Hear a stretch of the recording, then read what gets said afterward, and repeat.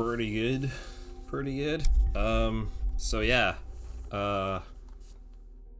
Feels like it's been a while. It's been a couple days.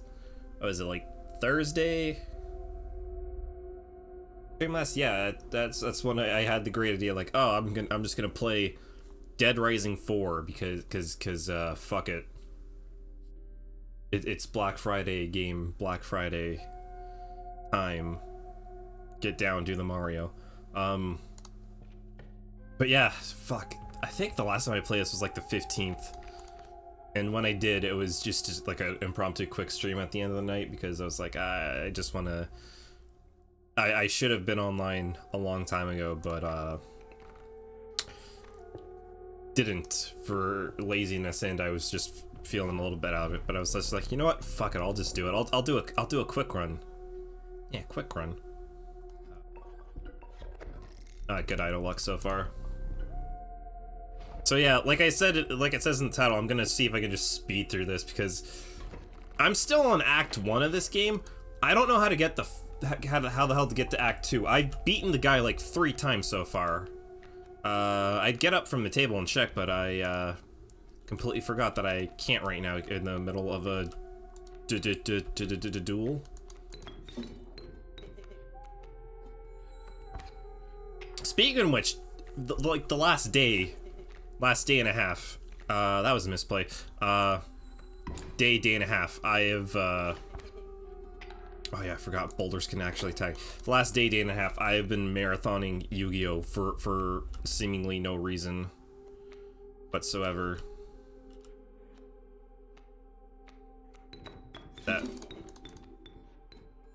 I don't know why, I just thought of, you know how hilarious the and trash the Duelist Kingdom arc is, like season 1 of Yu-Gi-Oh, where the anime doesn't apply to any rules based around the actual card game, and they just make shit up. And I was just like, you know what? I should look into that for whatever reason. I was like, I need to watch a little bit of this, so I've been streaming it a little bit, and I'm glad to say I've only had like at least 2 aneurysms from trying to decipher or trying to go over how insane that is. My god, this idle luck is like trash. It's pure garbage so far.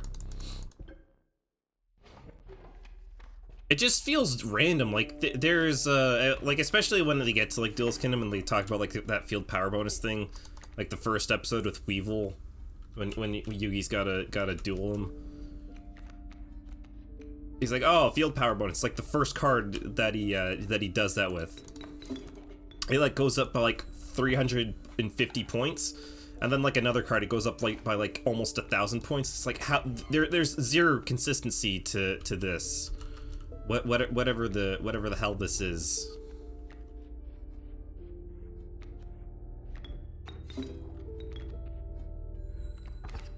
So it's just watching that and just being like, oh god, this is weird. Still, that moment, because there's a moment where Yugi plays a card. He's playing a duelist whose entire shtick is like, oh, sea cards, so he gets to play stuff underwater. Gets to go on an underwater adventure. And he plays this card to like power up one of his other cards, and they're like, oh, you played this moon card, it controls the tide, so now you don't have like any land left. So he gets one of his cards, and like the penultimate thing is like, he goes up and he destroys the moon, which is baffling at best. Which, like, obviously, if you don't even know anything about duel monsters, knowing that, like, oh, I'm just gonna make one of my cards attack another one of my cards, like this fucking moon, it's fine. What's another thing? Oh yeah, the fucking the other thing that like made my brain go nuts. It was specifically like the Paradox episode. It was like 3 or 4 episodes where it's like Joey and Yugi versus the Paradox brothers, and like, oh, he played a maze card first turn, and the maze just turns into turns into like, oh, they have to walk around this maze, even though the maze is an actual like card itself. Like they can't attack the maze. Like it's a thick maze. It's like absolutely like it's got that big old dump truck, so it's hard to beat, like do damage to. But at the same time, it's like it still just does not make any sense, and it's just, oh, this is like kind of infuriating. Or I'm gonna fuse one of my cards. I'm gonna fuse one of my undead cards, Kaiba, and I'm gonna fuse it to this arrow card that allows it to fuse with your ultimate dragon. It causes it to rot and die. I think it was like in Yu-Gi-Oh! Abridged. I haven't really seen Yu-Gi-Oh! Abridged. I've kind of seen some memes of it. He's just like, I'm gonna fuse this card to your other card. It's like, what? You can't do. It's like, whoa, what strategy is that? Oh, it's cheating. And yeah, that pretty much sums up the entirety of the Duelist Kingdom arc in Yu-Gi-Oh! Season 1.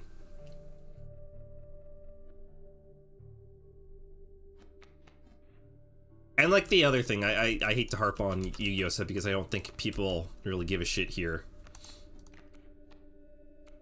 But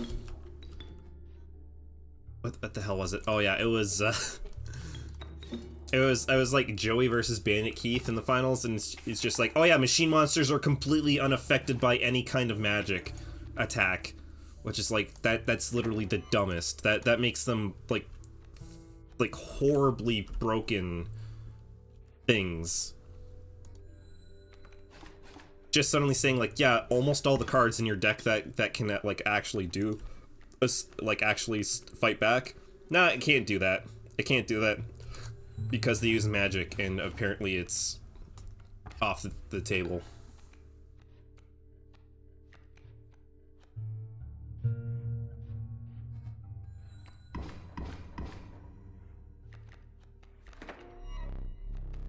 Yeah, I hear you surrender. I just don't really care.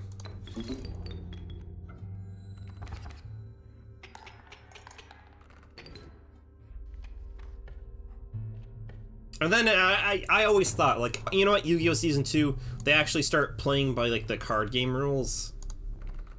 I'm like, you know what, that one's a lot better. I'm gonna start watching that one too. So I started marathoning that as well.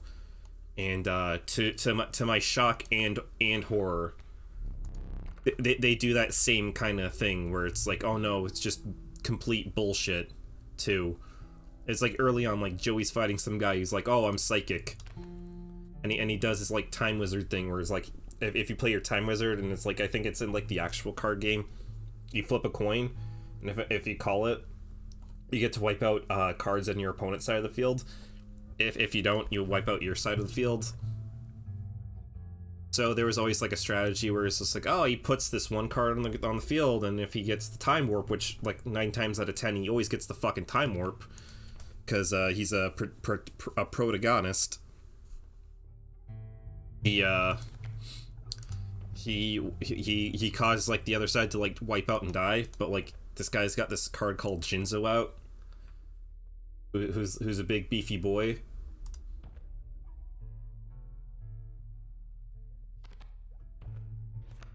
Take that, probably regret it.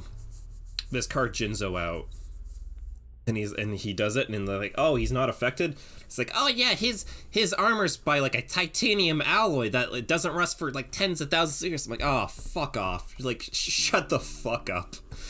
This is all science fiction.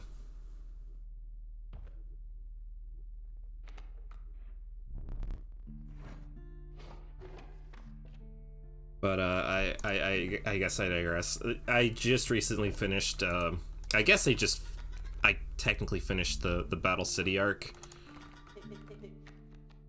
where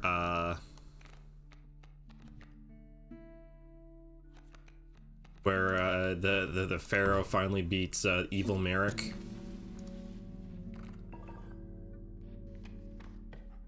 Which, in my mind, that's when like that entire like series of that Yu-Gi-Oh! Died, and then they came out with the movie. I think I watched the movie. It wasn't great. But yeah, like apparently there's so much more. Like there's entire series where like, for whatever reason, like the Pharaoh goes nuts, And Yugi's like, you gotta stop being nuts. And he's like, no, I'm not going to. And then he's just like, acts like a total asshole. And then like Yugi like kind of dies, or like his soul gets taken. So he's gotta find, he's gotta get it back from this new big bad.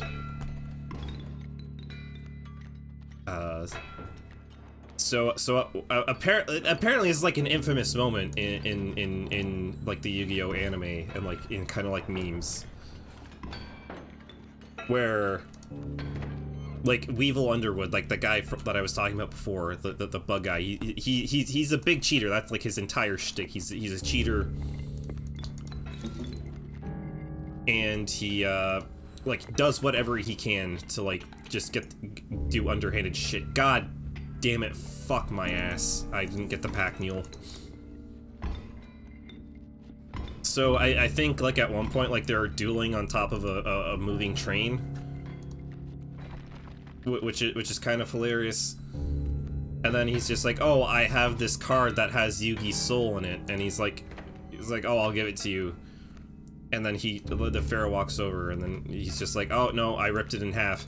And Pharaoh goes super nuts. He gets so mad. He plays this card. We can like every time he draws a monster card, he can just attack, and he's just doing it over and over. He's like, no, monster card, monster cardo, in like Japanese, and like in English, where like they gave like Dane, I think the guy's name is Dane Green, the guy that does the voice. And he's just like putting like sarcasm. He's like, "Oh, look, it's your unlucky day, a monster card." And he's by this time, Weevil's like fucking dead. Like he's hitting him. He's got like 0 life points, and he's still going off. And it's still going off and on and on. It's kind of hilarious. But yeah, that's kind of where my mind's been at the past like day, just Yu-Gi-Oh. As borderline cring as cringe. Wow, I can't even do a cring voice properly. As much as it is, I guess. Still good.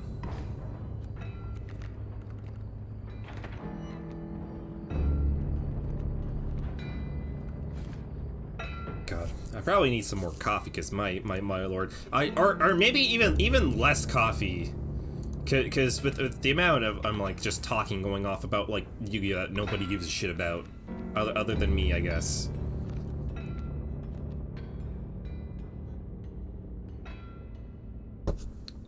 Can I summon anything else? Yeah, I should have another wolf.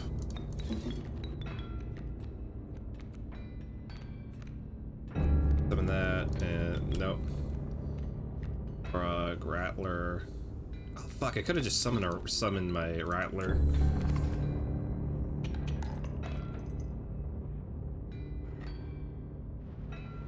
So other than that, I went and visited my girlfriend the other day up where she is, and we spent the day together. Oh my god, man, it's called first pick. And we spent the day together. We went to this little cafe that she likes, and I wasn't thinking anything of it at first, because just because I didn't really know what to expect. But these motherfuckers had like chicken and waffles there, and I love chicken and waffles, but it's hard to get a good chicken and waffles. Like most of the time, like the waffles either shit or like the chicken shit. God, just like the worst fucking totem luck. So I didn't think much. These motherfuckers had like the best chicken waffles I've ever had in my life. Like they like big like pieces of like chicken drumsticks, just perfectly fried. Like they gave me sauce to go along with it. They were so good, they didn't even need sauce. And it was kind of amazing.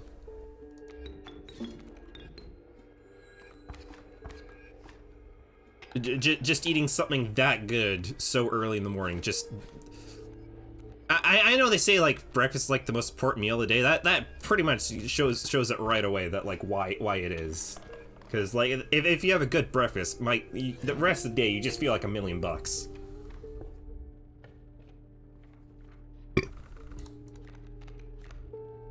What do I want? Bug. Corpse maggots, sure. I forgot what they do, but sure, I'll take the Maggies.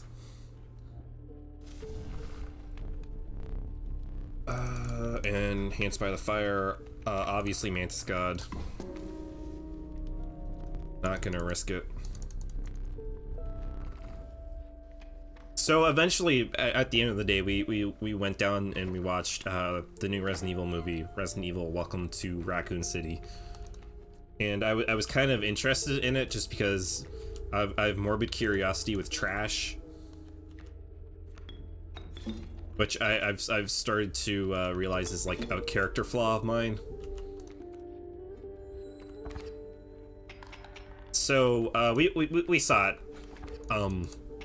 For the longest time, I thought we thought we were the only ones in the theaters because nobody else was there.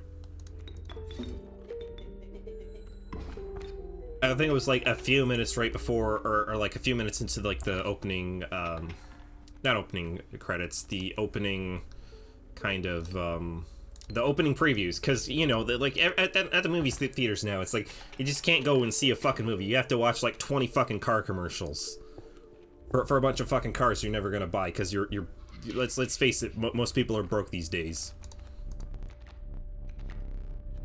4. I'll pick this one. I forget what this one is. Trial of Kin. I don't. Yeah, none of. Yeah, my deck can't not get any of those.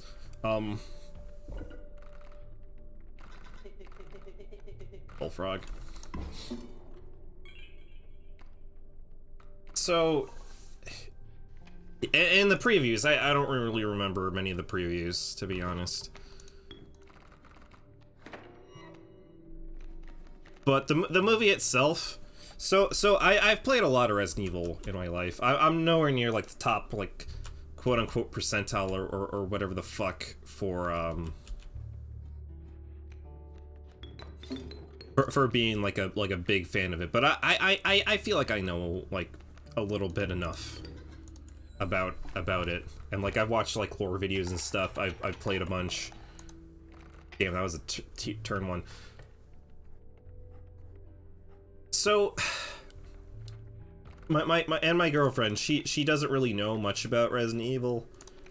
I think she knew that there were zombies in it, but she doesn't know a bunch about it. So I thought it would be like interesting to be like what my opinion would be compared to hers in that situation. I think her initial review that she said, it was something to like along the lines of she was utterly confused at pretty much every point during the movie. Which I honestly can't blame her. As somebody who knows things, knows a bunch about Resident Evil, I was fucking confused about it too. The movie's a fucking mess. Nothing really makes sense. It is basically they took Resident Evil 2 remake and they decided, you know what? Let's remix this even further. Let's just put let's just sprinkle in Resident Evil 1 into there as well, because fuck it. Why not? And that, I think that's one of the biggest faults of the movie, because you can't really cram 2 games worth of content into like a 90-minute movie, or however the fuck long it is. And that's literally what they did.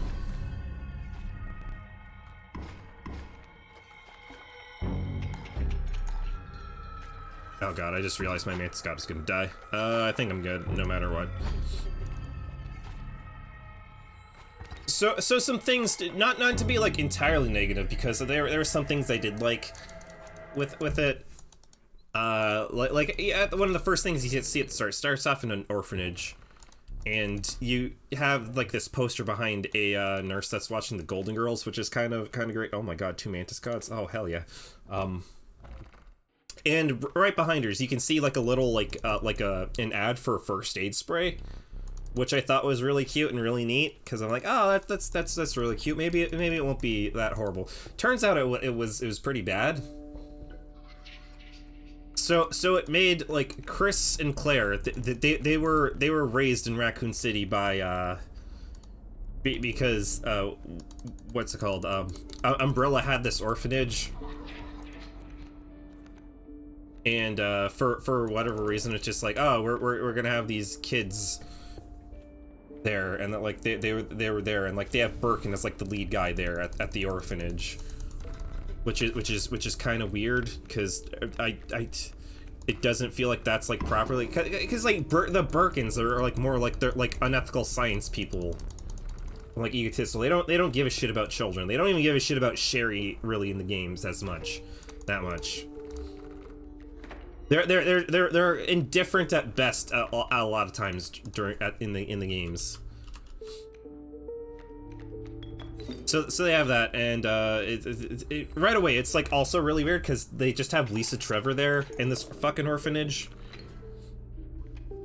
And Lisa Trevor was from like the Resi 1 remake, and her lore is like really good, and it's like kind of like spooky. Where her entire thing is like her dad was like the main guy behind building like the mansion, the Spencer mansion, and then the Spencer was like, ah, fuck, specifically fuck this family, murdered like everybody in it, and like took the little kid to do a bunch of unethical science too, and now she's become like this disgusting, unkillable, poor, like tortured person. But she throughout the entire movie, she's like good. There's like no horror behind her. It's just like, oh, there's like a spooky thing in the orphanage. Oh, it's Lisa. She's nice. Whatever. What also I like is like in like the background of a lot of shots, like especially in the orphanage. Like it's supposed to be like Umbrella's kind of like really put themselves like at the heart of this at the city. And people are like, oh, thank God for Umbrella. They gave us jobs and everything.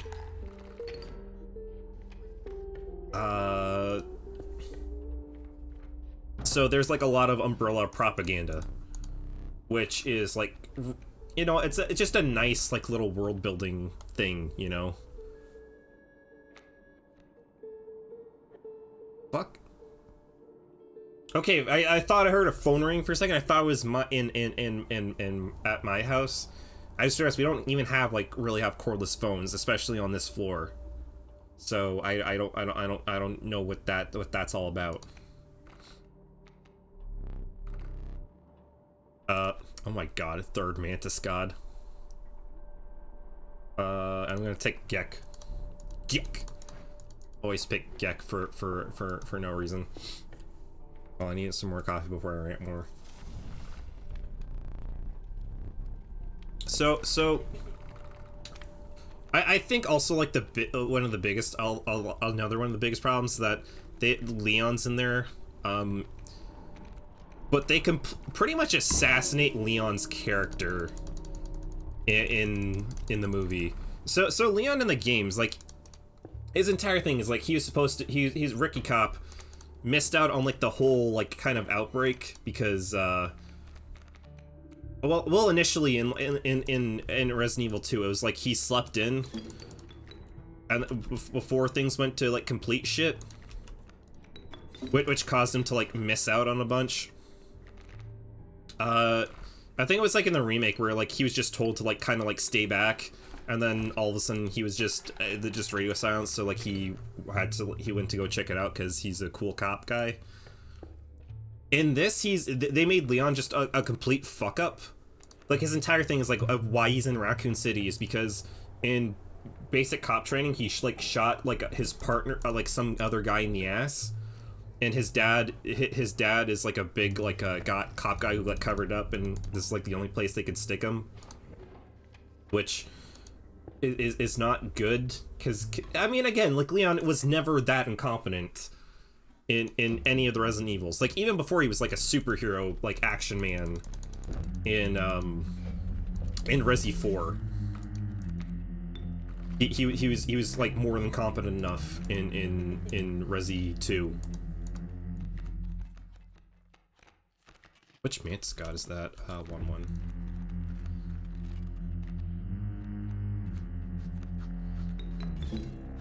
That was complete misplay there, but I guess I'll stand by it. And it goes even further with how badly they're doing it. Like, there's a lot of scenes where, oh my god, I'm completely fucked.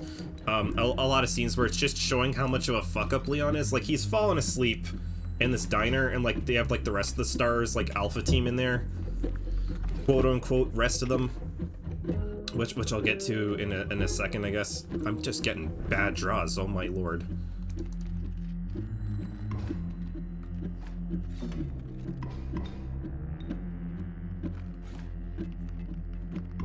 And like they basically play a prank on Leon, like not really knowing who he is, which is kind of not fun. Well, even the prank is like stupid. It's like they just put Wesker puts a ketchup bottle in his head while he's asleep at a diner, and that's apparently a prank. Ha ha ha! Got you. And then for the rest of the thing, it's just basically the movie's just like shitting on Leon. It's less like calling him a fuck up. Like instead of having like him coming in like he normally does in like the Resi 2, where it's just like he gets into the city with Claire and like it turns into like a complete fuck up. Like the entire thing is like all fucked, and he makes it to the Raccoon RPD with nobody there. Just like, oh no, Leon, you got to be at reception because you're such a fuck up. And he sleeps through like a gas tank explosion while listening to music, and he could just constantly gets like his gun like fucking taken away from him, which is just really really kind of shitty.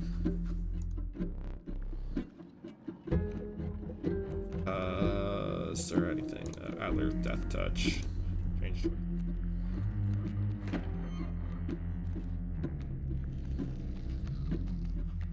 And yeah, because there's one part where like there's like a crazy like lunatic in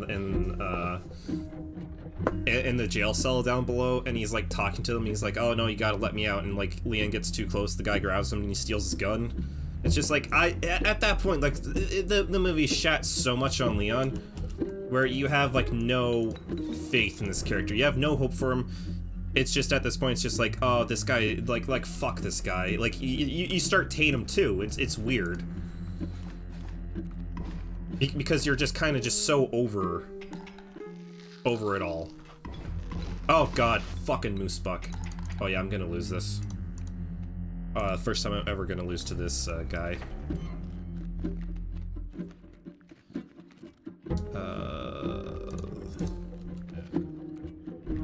Nope. Well, I mean, I can Adler it up. I can kill the Moose Buck. I can't summon anything else. I can steal his elk. I think that's what I'm gonna do. What I gotta do to at least to stay afloat.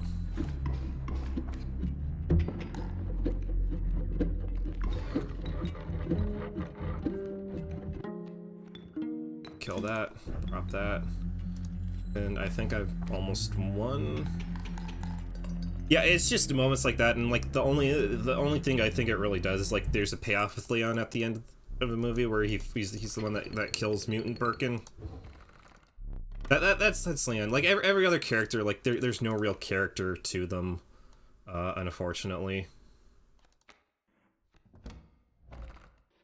It's just like they're kind of just caricatures, or like they're just stand-ins. Chris doesn't really have much of a personality other than he wants to suck William Birkin's dick, apparently. Because he's just like, oh, I'm so grateful for William Birkin, because he put me through college and shit. Oh, okay. What the hell is this? I don't even know what the hell that was. I thought it was just to get a random card, but it's just, oh no, apparently I think I gave him all my gold teeth. Jill has no personality other than she's in love with Wesker for some reason, and it's never really like it's just kind of told to us through another character that she has a crush on him.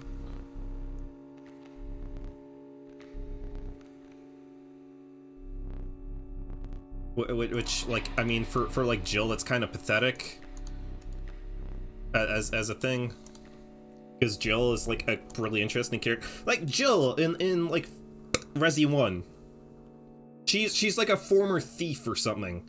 I don't fully remember it, but she has like all these things about her. She's just like, she has more than just being just a love interest lady there, and that's all she is. Like, she doesn't do anything throughout the film.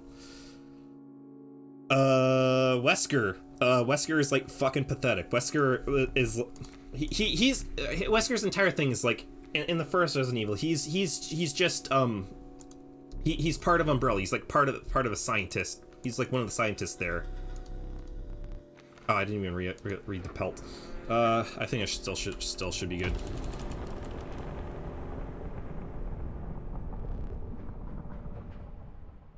He in this one, he's just essentially a goon. He's not this leader of the STARS Alpha team like he normally is. He's just a goon. He's just there. He's just like, oh, a company hired me to get a sample of the G virus. So that's his entire thing. Is just like, he's supposed to be like the undercover guy, but like he doesn't really like in the first one, it was just like, it was kind of a shock. Like if you never played Resident Evil, where it's like, oh hey, our team leader is evil. And this one is just like, the entire time he's acting sus. He's a sussy baka, which is a weird way of describing Wesker. But yeah, and he has this fucking palm pre that's like guiding them through, and everybody's like, hey, what the hell is that? He's like, oh, I'll tell you later. And it's like, everybody's just fine with that. It gets really bad. Like, I had my fucking hands in my head, like laughing and just going, oh no, when they did the Moonlight Sonata puzzle. But like, he's using like the palm pre, and he's the one that's doing it. It's just like, Jill's right there. She knows how to play music. It's her entire thing. It's like, she can do that puzzle in the games. And it's just like, you took that puzzle. It's just, no, it's Palm Prius. That's the way we do it. Claire sucks too. She's just a paranoid person who's unfortunately right. Like, the entire reason she's back in Raccoon City, the entire reason is because, like, oh, she's trying to warn her brother that, like, Umbrella's up to something sus, but he doesn't believe her. And her entire proof is, like, she was talking to some guy on the chat room, and he sent her this tape where his whole evidence is just him saying, like, man, Umbrella's up to some sketchy shit. And she thinks that this is enough proof to show her, to come to Raccoon City unannounced to see her brother, who loves Umbrella, and to show him this video, and that he's gonna be on her side. It's just like, what the fuck? Like, there's no point to it. It's shocking how dumb it is. It just does not make any sense at all.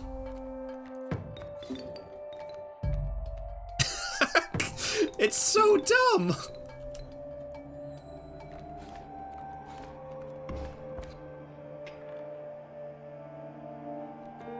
And that's essentially like her entire thing in the movie, is just that she's just a crazy person that just is unfortunately right at the end of the day.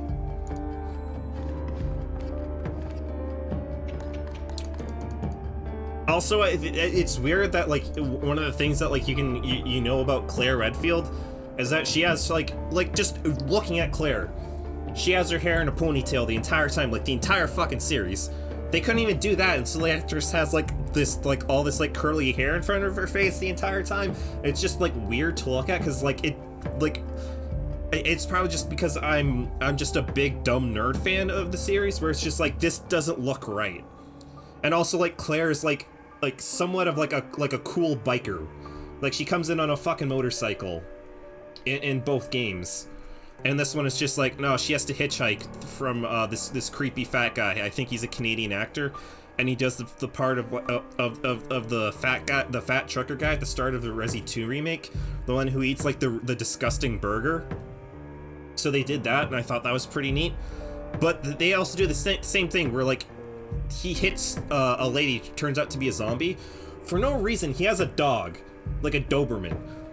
the dog gets really excited after like the body leaves and like they're while the two characters are like talking about like what they should do, and the dog just escapes out of the truck. He just immediately goes to where this woman is lying. It just starts looking up like this gore that's there on the floor. It's just like, why? What is it, like? What the fuck is wrong with your dog? Why is your dog eating like this shit on the side of the road, like this person viscera? It doesn't make sense, but yeah, we have to make the dog into a zombie dog, I guess, and like that's the only way we know how to write it.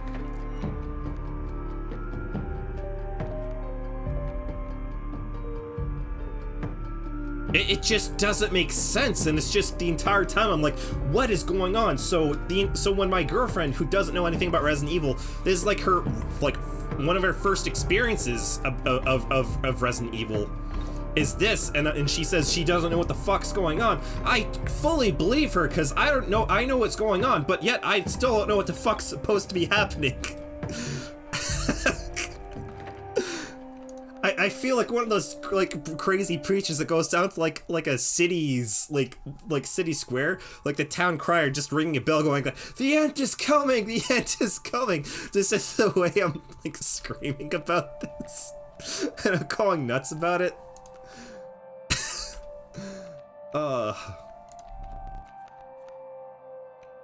Oh, good lord.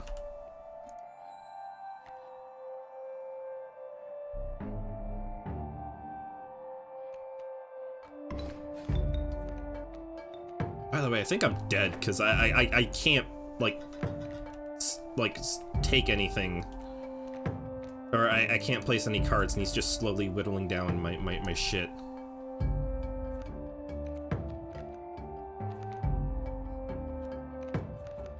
Oh yeah. Okay, so if you play Resident Evil, you play Resident Evil 1. If you have to like name off like important characters, one of them is going to be Barry Burton. Barry Burton, one of the people on the STARS Alpha team. One of the people, the old guy. He's got his Colt Magnum revolver. Turns out he's like integral to the plot because of things, reasons I can't really go into right now because like also spoilers and shit. So he's not in the movie. Like I don't understand why he would not be in it. It does not make any sense to me personally.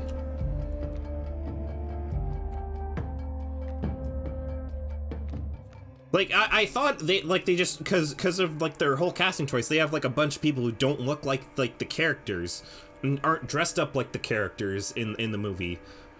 That I just thought like this young guy that's also on like the STARS Alpha team is just like, yeah, he's that's Barry. It's this young lad.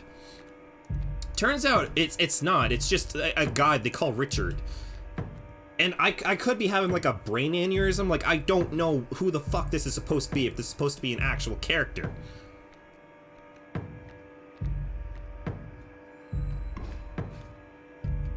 Like, and also he has like maybe 2 lines of dialogue in the entire goddamn movie, which is also really weird.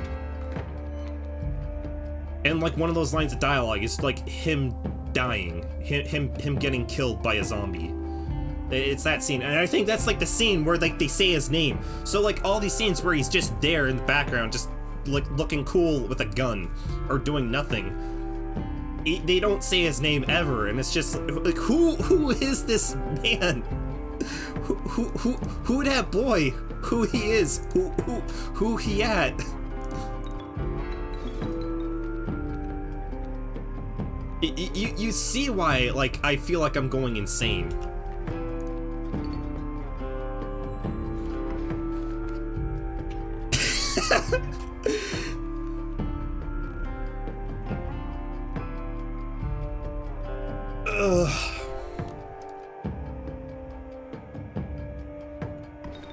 Oh fuck, I didn't even realize he was gonna do that to me. Thought that would be worth it. Also, speaking of stars, at no point in the movie do I think they ever mention stars. Stars, if you don't know, Special Tactics and Rescue Squad, like this, like they're essentially borderline paramilitary. They're the team that Chris, Jill, Barry, and Wesker are on. And like there's two teams, there's Alpha and Bravo. So Alpha is like those guys I just mentioned, Bravo is like Forrest, Enrico, Rebecca, and someone else I don't remember. So they don't ever mention that. So it's just, I assume that they're supposed to, that they're like, all stars are just normal, like, regular ass cops. Because, like, that's the impression that they give off. Which is also just still weird. Where it's just like, why? This doesn't make any sense. Because they're like so much more. Like, they just give them just machine guns at the end and just like, ah, go fucking nuts, I guess, cops. And they also mention like Bravo team, but they don't show Bravo. They mention Bravo team. I was so confused because they're like, oh, yep, oh, Alpha team, you gotta go after, guys, you're going after Bravo team. They're up in the Arclay Mountains investigating something. And in my mind, I'm like, okay, do they actually have Stars Bravo team? Because that would be weird. It turns out they don't. Bravo team is literally just two fucking random cops at the start of the movie that grab coffee, and they're investigating a body in the mountains. But for some reason, like, they're like, yeah, this is Bravo team. No, it's just like two officers on patrol. That's not a team. That's not Bravo team. Why the fuck do they care about these two cops so much? They're trying to make them seem like they're like super important when they're not really.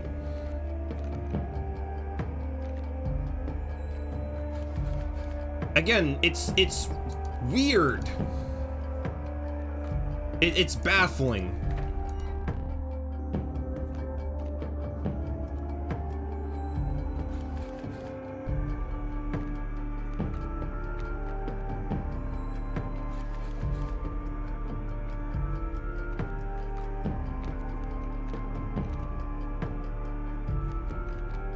Also, they so this is also just like a nitpicky thing, but I think it's worthwhile to mention. But like the Spencer Mansion from Resident Evil 1 and the Raccoon Police Department from Resident Evil 2, they're as much characters in the story. They're just as much as important as like the actual like characters that are in it.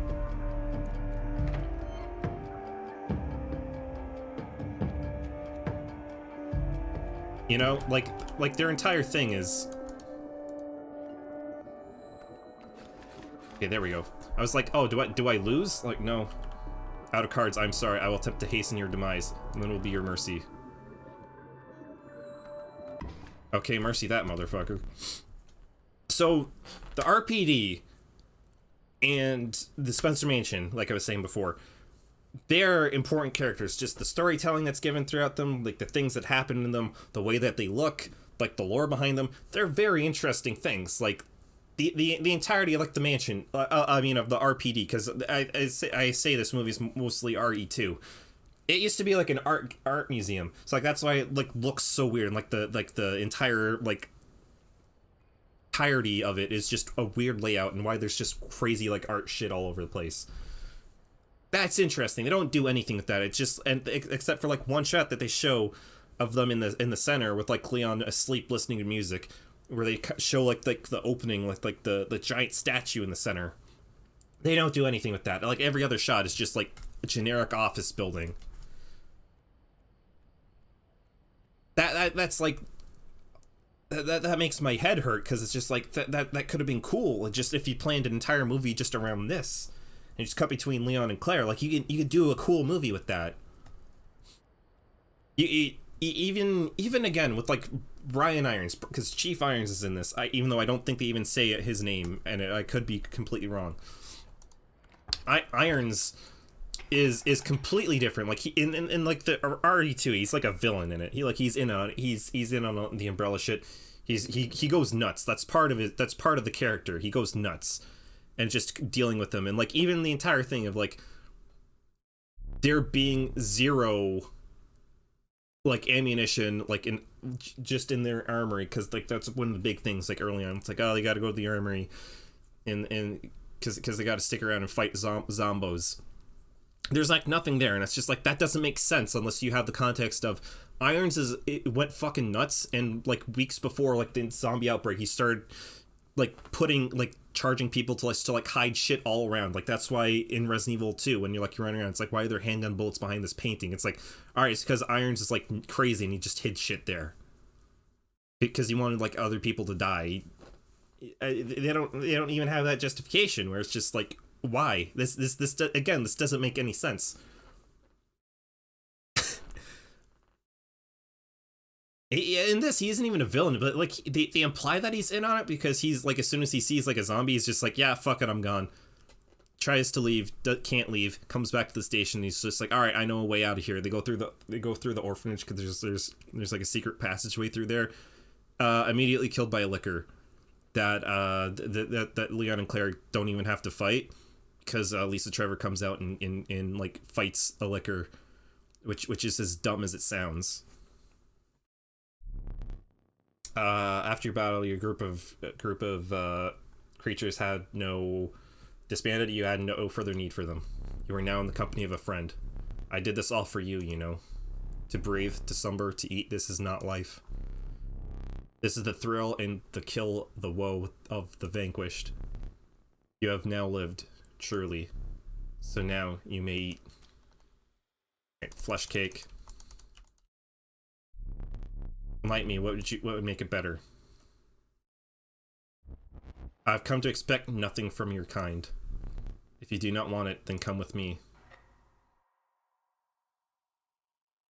I swear to God, if this doesn't bring me to Act 2, I'm gonna be upset because this is like my 4th completion.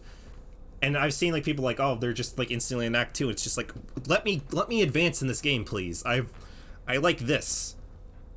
This is fun, but I want the ability to continue on, to do more. I will need that. You're worthy of memorial. I will endeavor to fulfill this. Please inscribe your name. R-E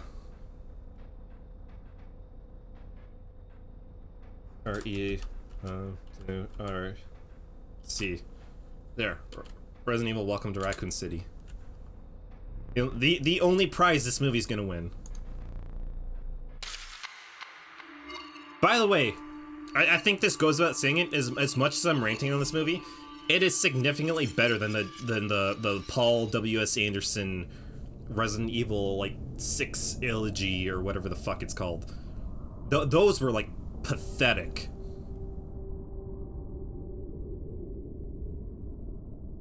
It was like just kind of like shocking. Oh my god, I'm still not in Act 2. What the fuck? Your deck. Okay.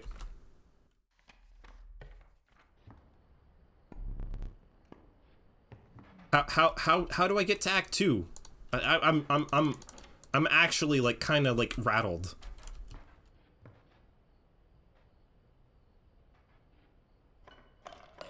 This is actually kind of infuriating. It's like I want to continue on. I want to keep playing this, but it's like every time I play it, it's just like I'm literally doing the same thing over and over again. It's like, all right, get my insanely overpowered rodents, get Mantis God, get that powerful up, and then just bash my way through all of it.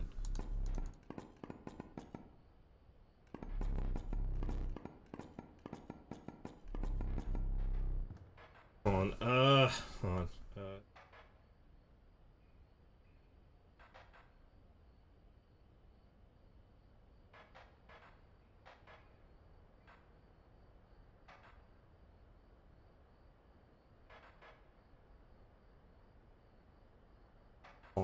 on. I at this point, it's just fuck it. I'm looking through a guide, just really quickly.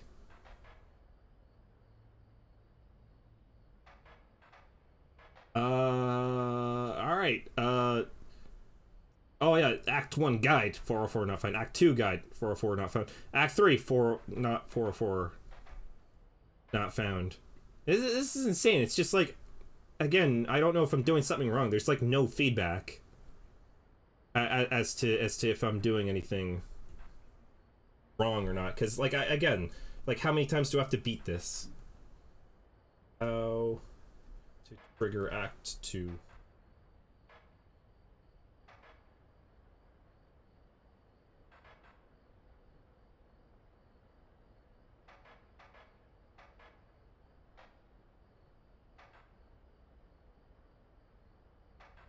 Is there anything else that ranting about?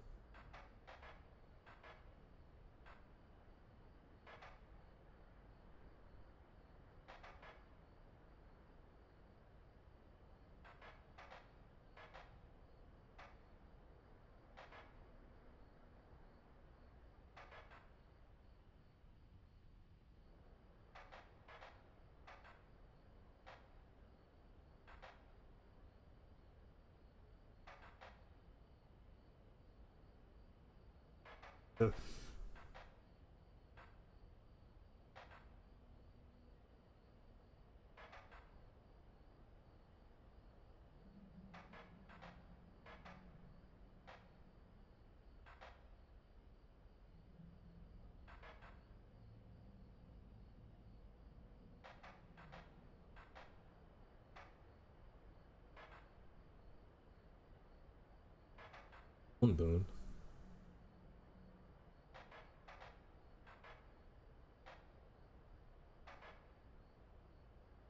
Yeah, it's weird. It's like, you know what? No one's telling me like how the fuck to get to thing.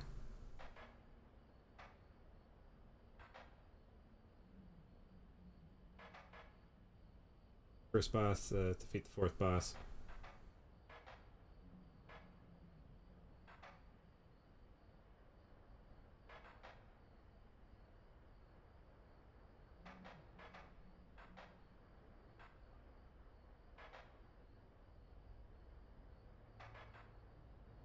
Okay, I guess it's just use the dagger. That's all I've seen so far.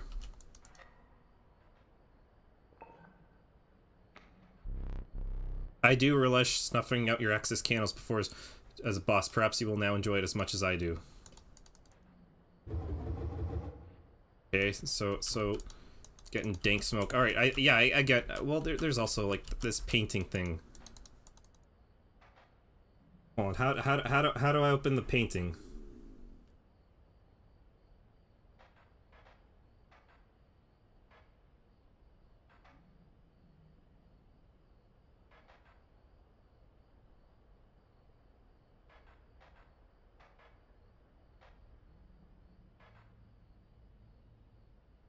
Okay, I don't understand. It just doesn't tell you how to do the painting. It just says, oh, you can open the painting 3 times.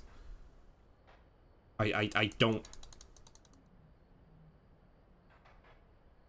Can I mash, or do I have to do this? But I don't want a river snapper. River snappers kind of bumpkiss. Oh, never mind. I'll do that then. I might be able to do it like first turn then. All right, pack rat. Perfect. Oh no, there's Grand Fur in the way. Oh god, yeah, great. Oh yeah, do this specific thing, but we're gonna put a fucking tree in the way so you can't actually do it. That's great.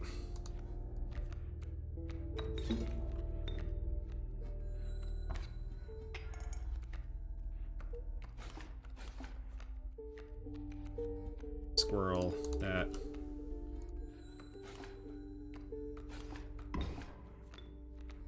Squirrel. Pepper.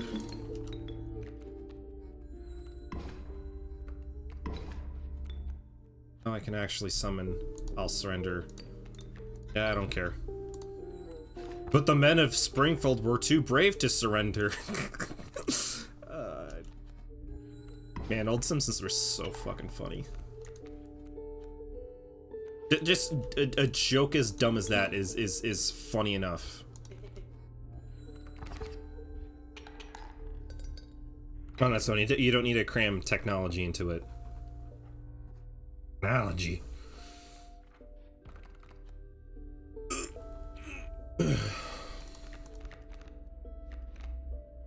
Buck. Sure. Yeah. Moose buck. Fuck these nuts. Again, just bad totem luck. My lord.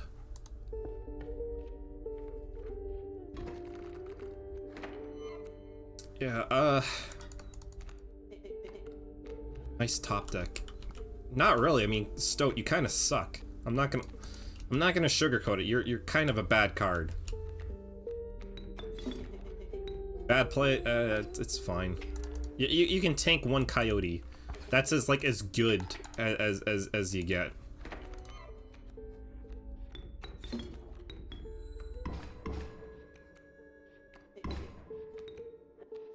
Heck.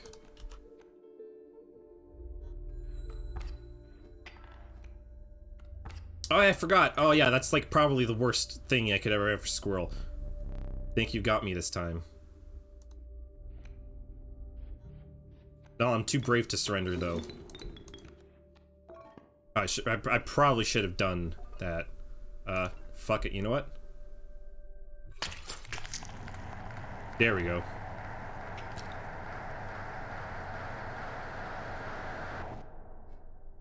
Meanwhile, Ashley's like, "What the fuck, dude? I thought you were gonna win. Like, you didn't have to like gouge your eye out."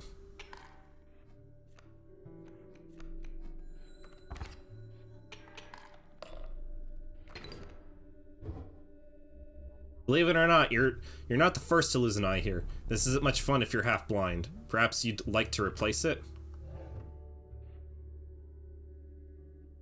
Oh, I'll take this hollow Charizard eye if you don't mind. Oh my god, ew, that's disgusting. It's got like 2 pupils, 2 retinas. Yeah, I'm just gonna shove this eye into my eye. Find salvation in Cuckoo Clock.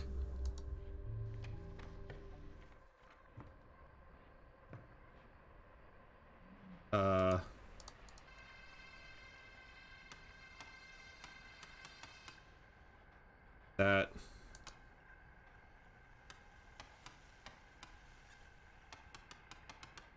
Wait, I think it's like the, or is it this one that's, all right, that, yeah, that looks a little bit better.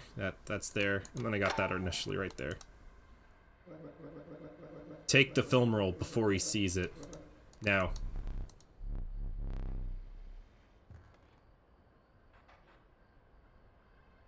One. So I need 1 squirrel. Again, I was correct there. Okay, so what you're telling me is that I could have gotten to Act 2 a long time ago. I just had no idea because, like, God forbid, I was too good at this game. And decided, like, nah, I don't need to ever rip my eye out.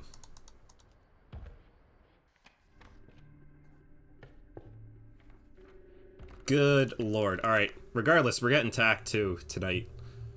Tonight, it's literally the afternoon. What the fuck am I talking about? Ant Queen.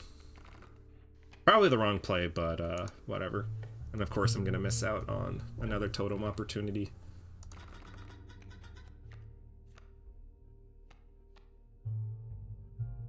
Totem opportunity, more like an dick appointment, more like a totem opportunity. I'm sorry, I just remember that stupid fucking meme. Based on my former glory. Alright, I like this crusty wolf though, to be honest. Wait, don't tell me you guys have never seen that before. Hold on, let me try to find it.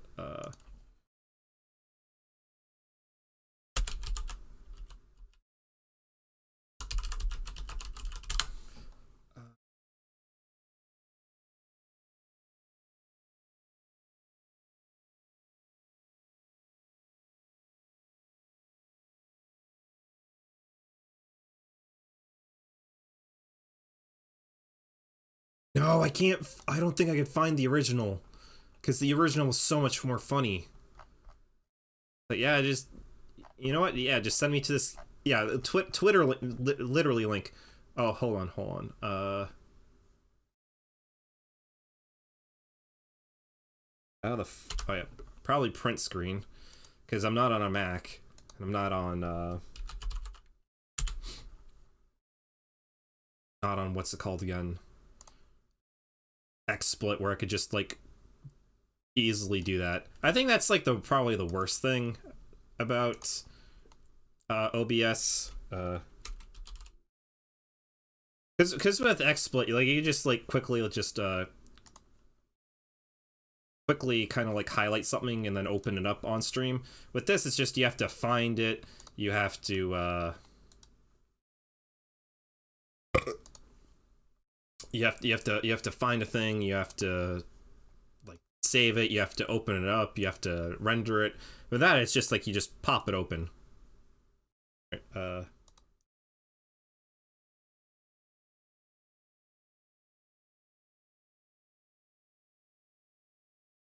There you go. Dick appointment. No, think of it more as an anaconda opportunity. That's what I started to think about. I don't know why. I really don't know why. But yeah, I honestly did.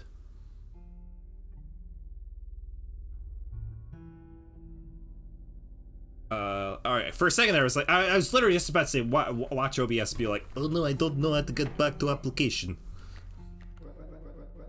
I have to thank you. How has it been? It has been quite bad. I am trapped in the body of a stoat, in the paper of a card. I see that. I have, of course, set up a way to reset once more. Wait, why does the stoat look like a I forget the like instrument, like, you know, like an organ grinder do, like a little monkey, like you just do the thing that's like, you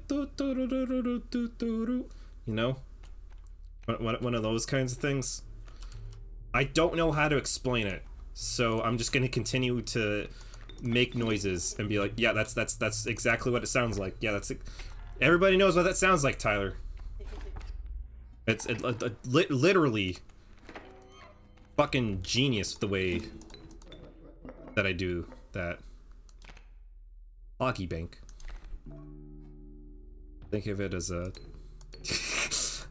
I can't even begin to try to finish how stupid that sounds. So I don't think I will.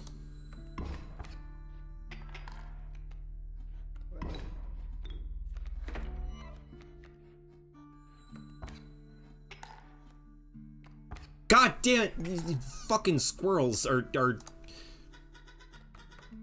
So I found the stunt wolf. I've seen this play out enough times to know that a plan is in motion. Make haste. I'll surrender.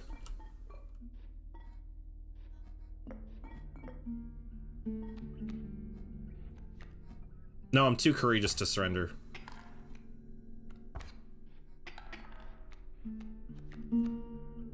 Ah, my... there is absolutely something wrong with my brain. Like, I'm not even joking. There's something wrong, because every single time I'm just like, oh, I'll just wait for this coyote just to destroy my squirrel, and I can place my stink bug right there and replace it. No, it's because the fucking squirrels dive underneath the ground like it's water. So fuck me, I guess. I'm losing my goddamn mind.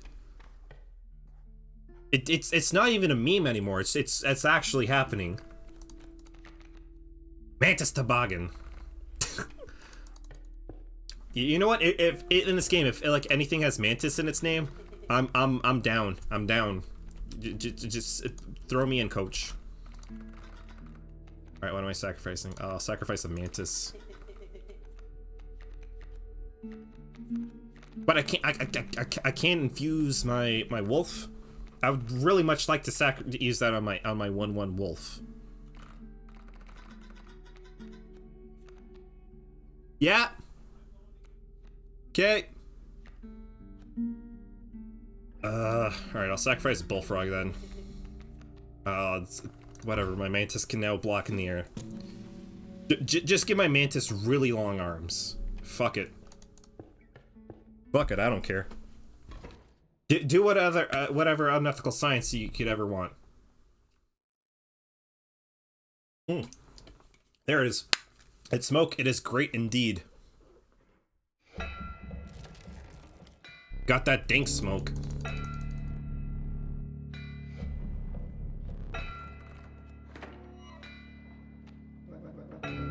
Took the film roll. Is that correct? My plan nears its moment of truth, but you must defeat him first.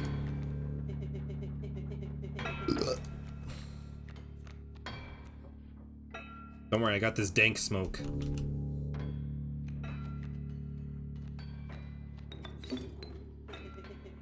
Bad play. I don't care. I'm tired of your negativity. Stoat. You and that sarcasm of yours.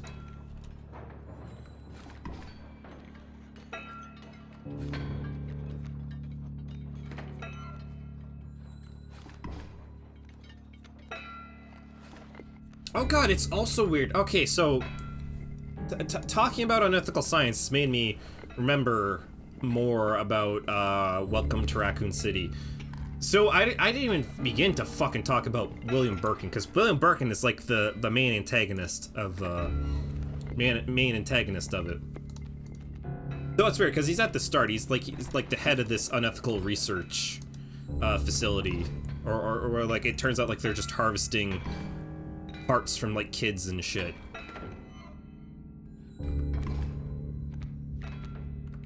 And they're using them for bad science. Which is like, you know, fairly like on brand for Umbrella. So so he's at the start, and then like we don't really see Birkin pretty much at all for the rest of the movie until like near like the middle, when when things are starting to go off. Like, oh, like they realize that like there's zombies and shit. So then it's just like he's told by like no one, like, oh, by somebody, like, oh, you have to take your family, get the fuck out of there. So it's Sherry and Annette Birkin, even though like they don't like Sherry or Annette Birkin at all, and Annette is just like is no one. They don't even refer to her, I don't even think, by her name at all. So she's not a scientist. She's not like partnered with her husband like she is in the games. She's just a mom. And he takes his family, and it's just like, oh, I gotta go like my research. Oh no. So he takes them to one of his unethical science labs, where there's just like a dead person there who's also like kind of alive. They just have like their chest open with all their guts out and just going, help me. And so he's just like, ah, fuck it, I'll just traumatize my family. Fuck it. While I put away this G virus. For no reason. Oh, I need to draw a card first? Alright. I mean, if you say so. So that happens. He gets shot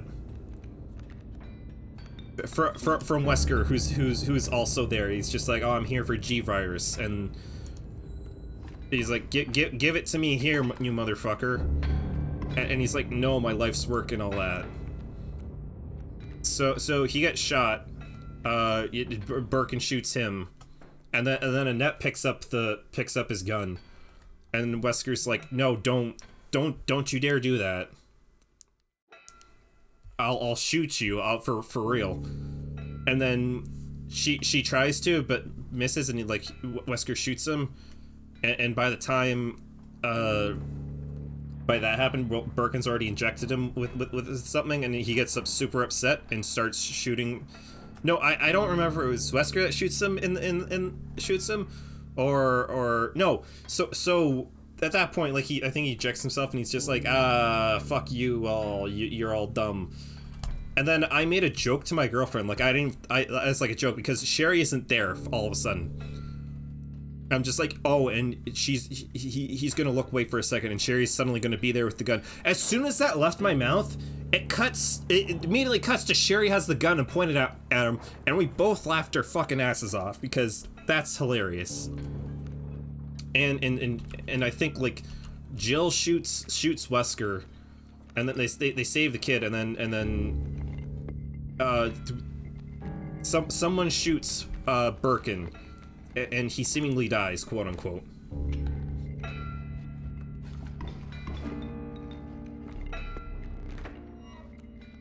So yeah, it cuts to like them trying to escape because like Sherry just immediately trusts Chris and Jill, who are like the only ones alive from the team at that point, for no reason, for some reason, I guess. And then Birkin, he starts becoming like version 2 Birkin or whatever, whichever Birkin. I forget which one, like the one where he's just got like where he's still like kind of human, but he's got like the giant arm, like the eyes coming out, but he's like fully aware. He's like completely, which is weird, because at that point he's just shambling around in the games, just going like, Sherry, But for whatever reason, like, he's fully aware, he's fully thing. And then for no reason, he starts talking shit to Chris. Like, he's just like, I should have used you for parts. Like shit talking him, even though like Chris has had like nothing to do really with him. And him like leading to his death or anything. It's really weird, and it comes out of nowhere. And eventually they shoot him a couple times. He dies, and then he comes back as like final form Birkin, or like the form right before final form, like when he's like more of like a giant beast guy, like a beast master.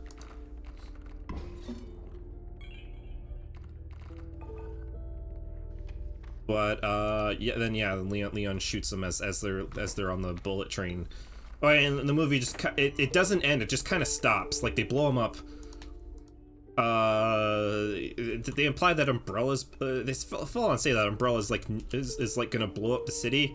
They don't say how, which again is just really weird, especially compared to the games where it's just them they're doing like it's the US government where they're just like, oh fuck it, we're just gonna nuke the city because fuck everything. So again, it's just weird, and it doesn't make much sense. I don't know why he drew that. Yeah, I think I'm dead this one. Yeah, just dead hand right off the bat.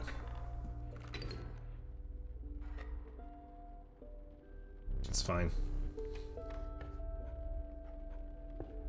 So yeah, but it's not even like they don't even like really explode the city. It just shows the Spencer Mansion, and it just kind of just like falls underneath the ground, which causes like the city to die as well, which it doesn't make sense, because unless they have bombs all over the city, it's just like it's not gonna do shit. It's not gonna like fully like destroy all the evidence that you guys left behind.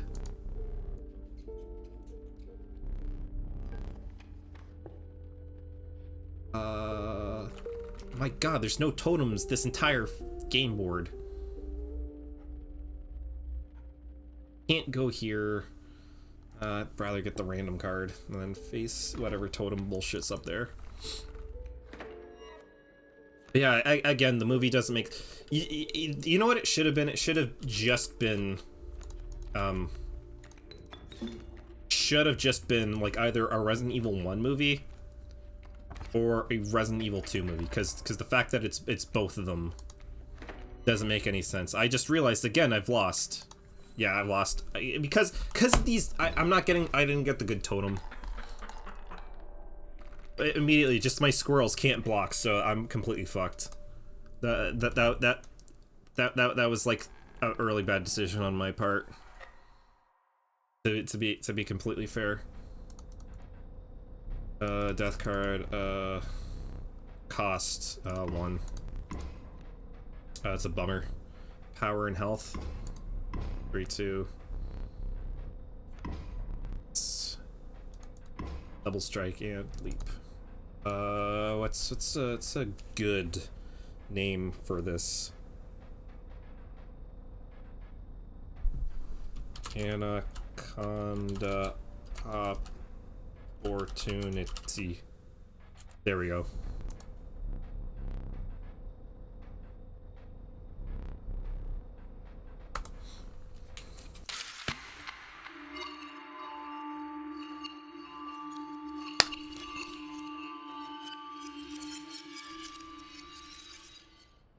God, how many people are getting lost in this goddamn forest?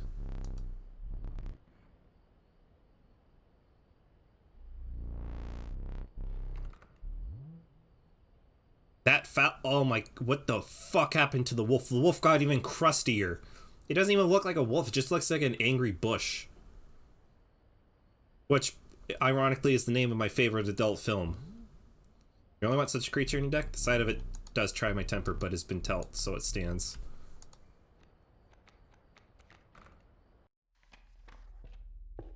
Yeah, I kind of screwed the pooch there, and then it was just no real way of going back. There's totem up that way. I gotta fight through. Because if I can get like good squirrel cards, then it's good for me. I don't ever need to really worry about card draw. Birds that move over to the right. So 1/1/1/1. What's Buttman before? Oh, item and unkillable. Might as well do that. Get an item. Make my stuff fly. Squirrel. No! No! Oh my god! Oh my god! I almost screwed that up so bad! I almost screwed that up so bad! Oh my god, I am so fucking stupid. I am so fucking stupid and so fucking lucky. Oh my god.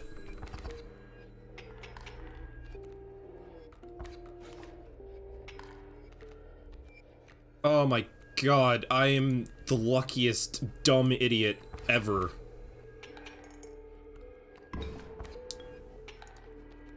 Oh my dear lord. I can't believe I almost sabotaged.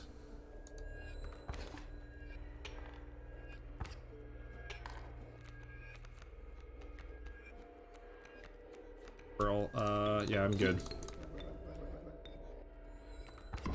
Use me wisely. Yeah, angry bush. You just crush and devour. Like that Johnny Truant song.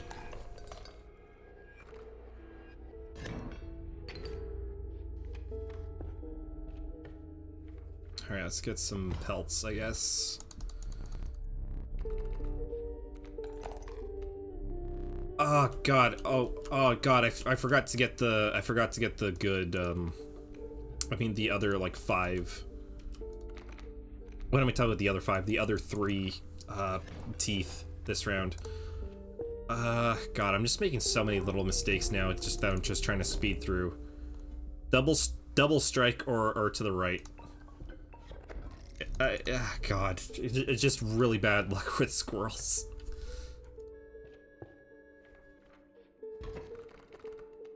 I probably shouldn't focus so much on squirrels. Oh my god, it's fucking trash draw.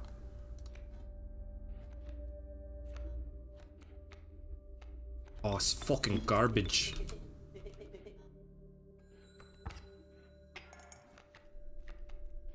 Again, that's why I don't really, I'm not really into like the pellet cards, because they're just like not good. Oh my god. This, again, as soon as I figure out how the fuck I'm supposed to do this, it's just immediately, it's just like, oh, you just, like, no good cards, and just bad card draws. Wolf Cub, Black Goat. Wolf Cub probably be better.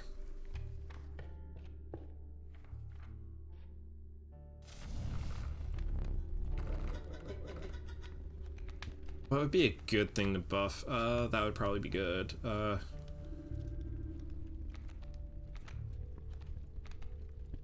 Probably Buttman V2 or V4. Wow, I can't. Not only can I like talk, I can't even read now apparently because I'm seeing like 4s and 2s together. Remember, don't mix your 4s and 2s together. It turns into a fucking disaster apparently.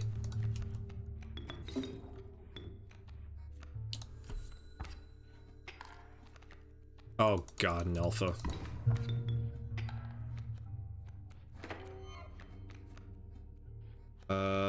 Yeah, I can't do anything.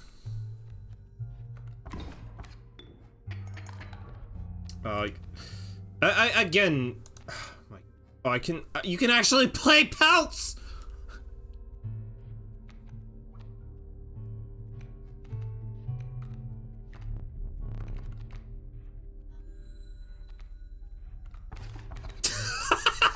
I had no idea. Oh god, this was fucking pathetic. This run right here.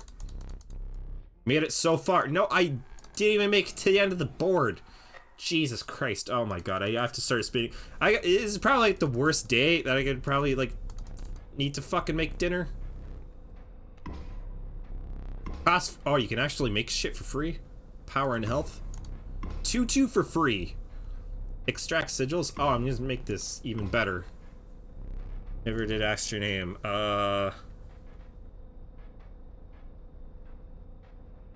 This Birkin.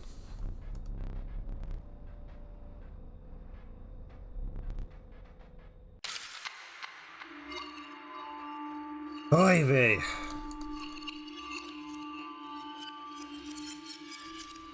Boy, this is not going as planned at all. Fuck me, mate.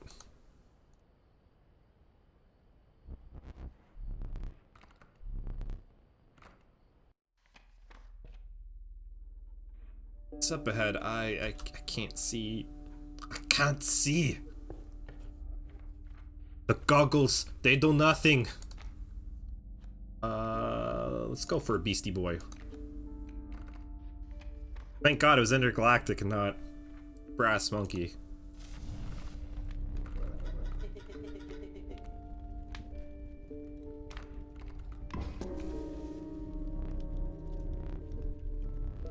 You know what? That's just based on preference. If you're into Brass Monkey, that song by the Beastie Boys, like fucking all power to you. I'm just not into it. I think it's just more annoying than anything.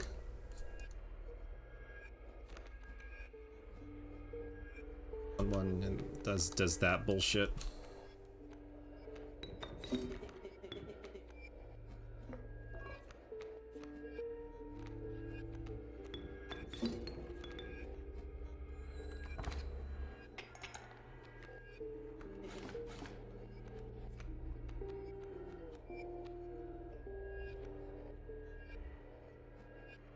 No, maybe probably not that.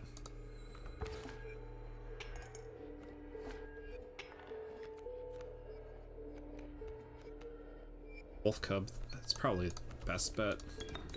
Right, if he doesn't have any more cards, I probably won.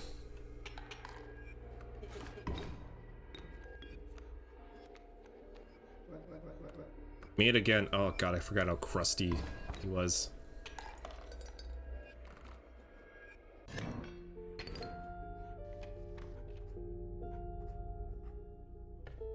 You know what? This time I'm gonna try to not go Pelt cards. Beehive? Alright, dank. I'm into beehives. Puzzle, Kingfisher, Squirrel. Alright, that's not going B because no fucking way I'm gonna get a Kingfisher this run. The hell's this one? Corpse Eater. If creature that you own perishes by combat, card bringing the sigil in your hand is automatically played in.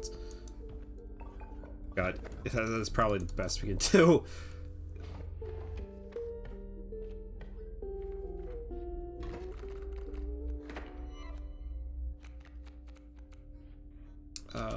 Pronghorn. So probably Squirrel there. Sack for a beehive. At least block 1 damage. Get a bee. Take 1. Next turn I can summon a bee and a bullfrog. Square. B square, I guess.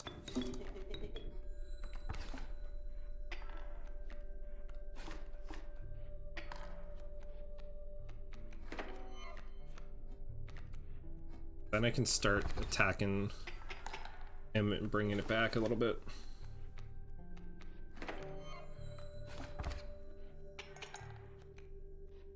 One more turn. Yeah, one more turn. I pretty much got it. You know what? Corpse Eater Squirrel can. I can see some of the how good it could possibly be. But you still like my entire problem is like I just want like I don't. It's also, I guess, the problem with Magic the Gathering a little bit, or like what I have problems with.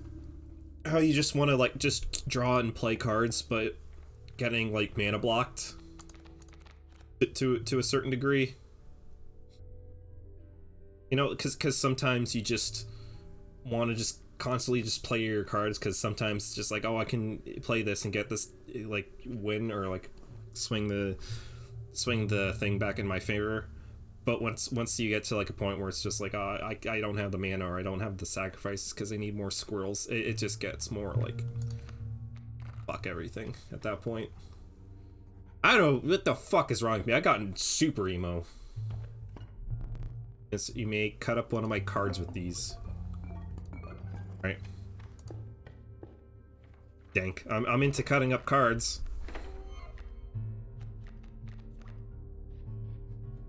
Sparrows.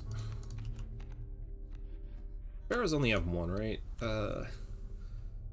That's fine. Lego can tank one and then kill next turn.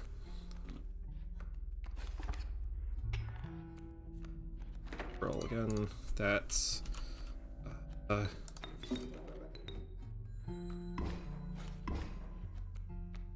shit. Alpha's gonna kill him. Yeah.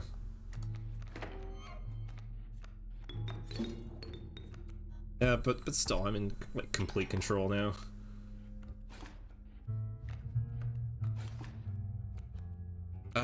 Shit, I did not count on this. I completely forgot about that. This is Grand Fur was here. I think one more attack will end with my wolf. Yep.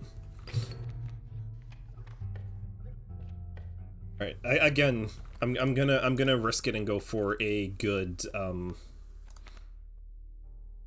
fuck you. That's why you just never pick Reptile. Reptile is just getting more of like shitty bullfrogs in your deck. They're just dead draws. To me, they've never been good.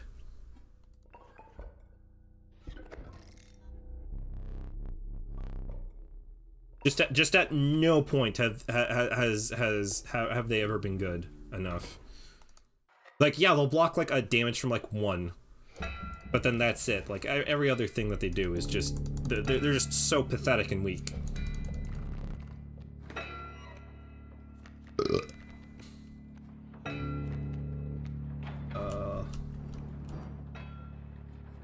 Probably better to play Greater Smoke there, because then it'll take damage from the Coyote. It can destroy it next turn, and then when he plays another card there, that's when I can get more bones. Probably, yeah, again, it was also probably smarter to play Wolf Cub there, because then it's just free real estate.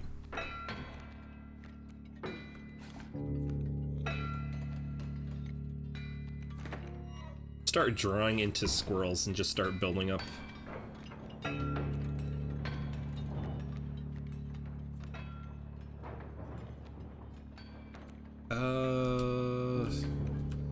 I kind of want to sack to attack Pack. No, I can't even attack Pack Mule because it's just he's got flying and he'll go over. Yeah. You know what? I think. No. You know what? No, that actually worked out perfect for me. Actually perfect, because I thought the Adler was gonna pop up and destroy me. Back. Use a bullfrog. Destroy that. Yeah, that worked out as perfect as it possibly could for me.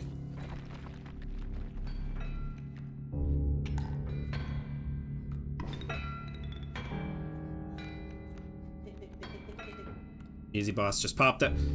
Stoat, what the fuck are you talking about? I literally just popped the mule. I can't floop the pig. I've already flooped it. There's a limit on flooping. But no, I don't want to.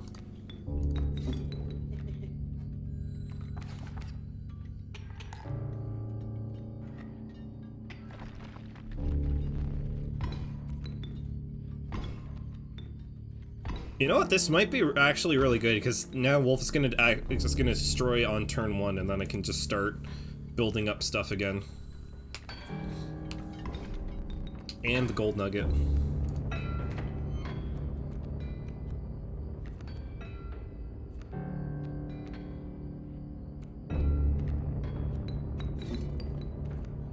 I go there. Oh yeah, I totally forgot. Okay, no, that's not flying. That's flying defender.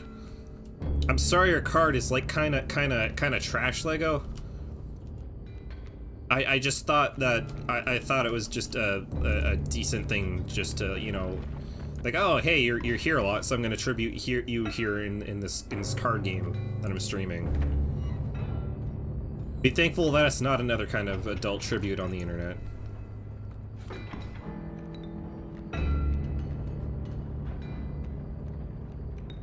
Sack a beehive. I think that's enough. Yeah. Alright, cool.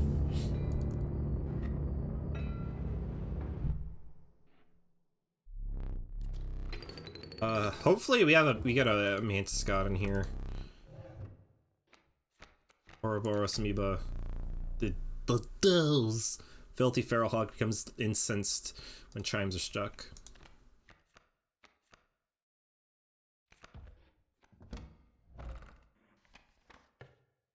I've heard online, like, that's one of the things I was kind of like semi-spoiled on, that the Ouroboros gets kind of nuts. Because every time it dies, it comes back and it gets more powerful. And apparently it's like semi-permanent.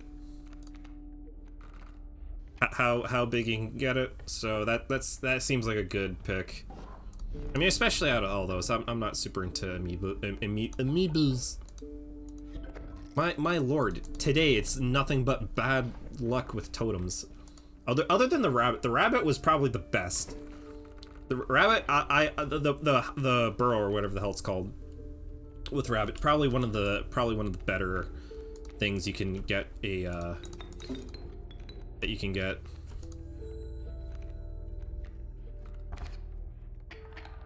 I don't know why I did that. That was quite possibly the dumbest thing I could ever do, because now it's just not gonna ever hit. Oh my lord.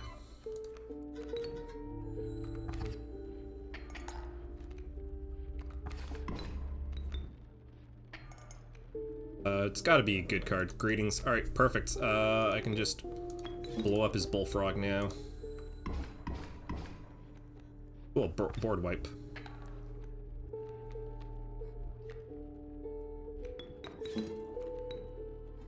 Yeah, I pretty much had to sack for a bullfrog. The only time a bullfrog has ever really saved my ass.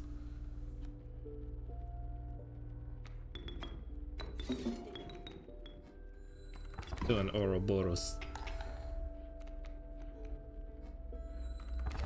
I don't know why he hasn't already been like, oh, I give up. And the duel early, Yugi. Save me from the shadow game. Oh boy. All these are, again, I'm not getting like good card. I think it's like Buttman v3 where it's like Death Touch, like for a 1/1. It's like Jesus Christ. All the other card, all these like human cards I'm getting are kind of butt cheeks.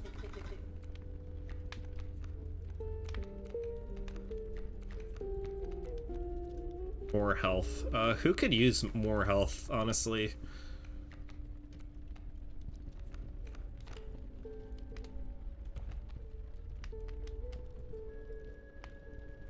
I'll just make Casey powerful.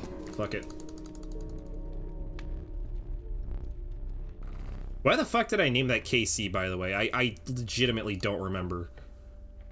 Was it somebody who popped into chat, or was it like a reference to something? It's been a while since I said sorry, I guess. Oh.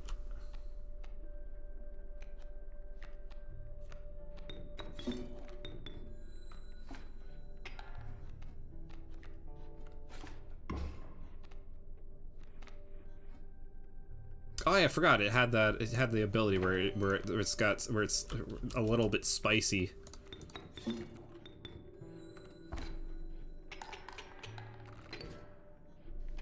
Good enough. Again, I might be really stupid, but I'm trying to get good with this totem luck. Oh wow, a kingfisher! Wow, probably would have been easier to do the painting shit. Or fuck it, let's take it regardless.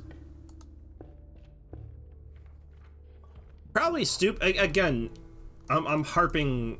I'm trying to just, you know. I just realized if I go back and forth, make her go a little bit nuts.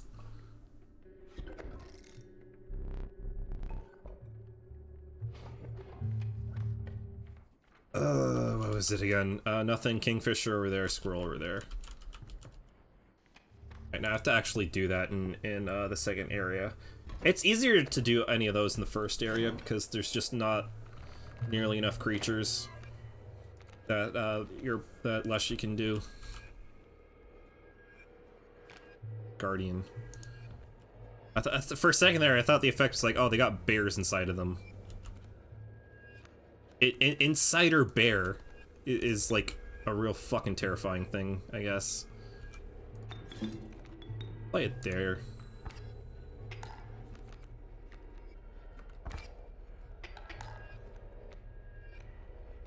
Okay, now I can actually take out that raven there, which would be the actual problem.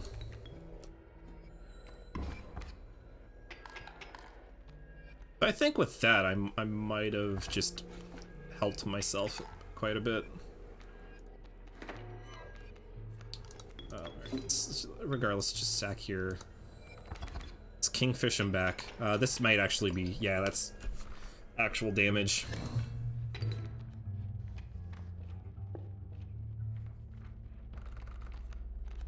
What do we got? Ant Queen, Ringworm. Alright, I'm gonna pick Ringworm for a very specific reason, which I think I can do here. So this is another thing another thing I found out. So you toss a Ringworm in there. Push your luck. Before you could pull away, one of the survivors leapt upon the Ringworm. Another jabbed it with his spear. He looked away as a grotesque feeding frenzy ensued. Blood and bones flew left and right as you retreated from the scene. How the fuck? I don't think that a Ringworm's got to have a lot of bones. I hate to be accurate with it, but I digress, I guess. So apparently, if you do that with a Ringworm or an Adler, the next time you go to like any of those fires, they're all dead. So you can just buff all your stuff as much as you want. Which, you know, makes that pretty goddamn great. If you... And you know what? I think with how bad my luck's been, the past couple games, I think it's probably worthwhile.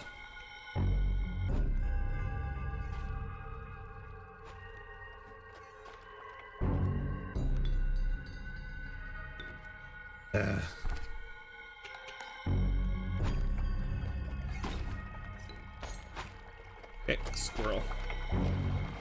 Doesn't really matter as much because I can still steal one of his great whites at the end of the day. Sack that for another bullfrog. All right, cool. Now I only have to deal with two great whites. And to be fair, if I bait him with the smoke, then I can just steal one next turn. Probably the best move I could possibly really have. Do that. 2 damage. Okay, he's gonna board wipe me here, but I'm gonna get that back. Pull that. Heal is Great White. Yeah, that should be game. Yeah.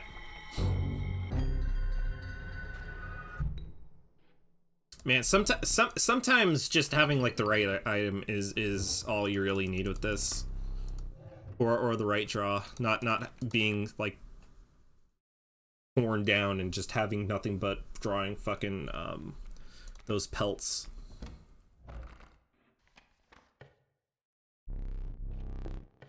Because there's been a lot of runs where I've just died or I've lost a life when I shouldn't have, just because of all the pelts that I've drawn.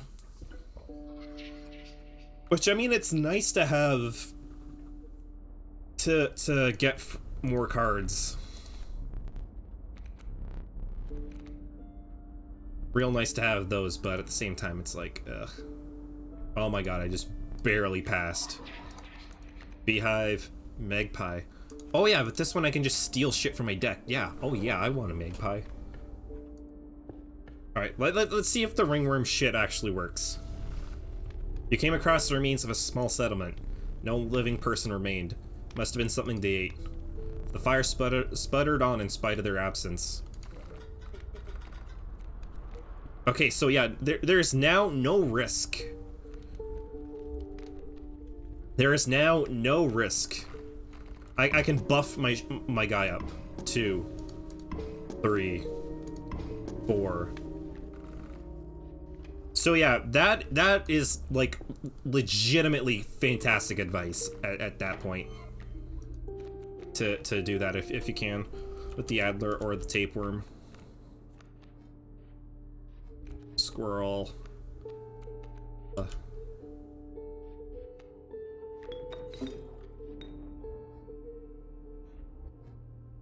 I guess here. Then call it. I mean, I'm gonna take 2 damage regardless. It's fine. Oh no! Oh no, my dumb plan didn't work.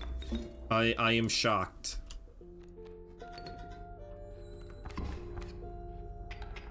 All right, so now he's got to have like 2 giant fucking elk, and I'm kind of fucked now.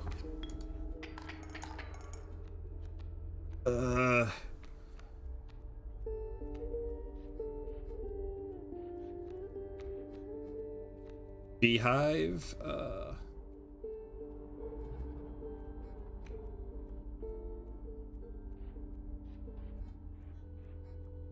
God, yeah. Regardless, I think I'm screwed. Do I want to use? You know what? Yeah, cut an elk. Sacrifice my kingfisher for that. No, I get rid of that. Elk can't do anything. I get a bee. And now I can just play passive and just swing above while his elk is stuck here just defending squirrels. Oh, and oh, now I get free bees. All right, yeah, that was definitely the way to do that. Oh god, his foghorn leghorn's coming back. It might be worthwhile now just to try to grab other cards from the deck.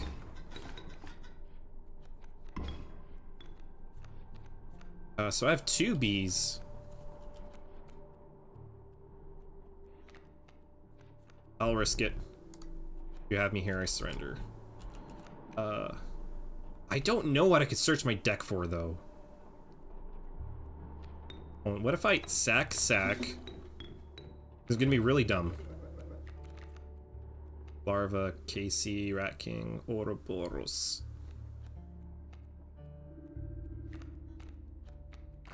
But I'm gonna go with the stupid risky play, because if I do 5 damage right now, I win. So I'll do those, that. Alright, that's 6 damage. That should be enough. No!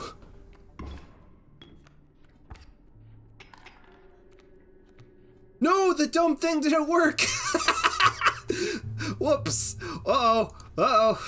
Uh-oh. Uh-oh. Uh-oh. Uh-oh. Did an oopsie.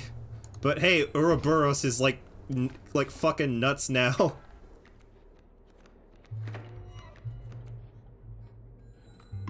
Okay, I think I win regardless. Yeah, Ouroboros. Okay, yeah, Ouroboros is like fucking insane.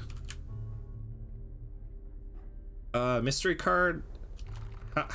God, I wish it showed you like exactly how many steps you were towards the boss. I think maybe at this point it is worth it just to try and spend because of the upcoming boss. So 5, 5, 3. I'm good. That's 4. Oh, sacrificial altar. Oh, I can get rid of a bullfrog. Oh, oh yeah. Oh yeah.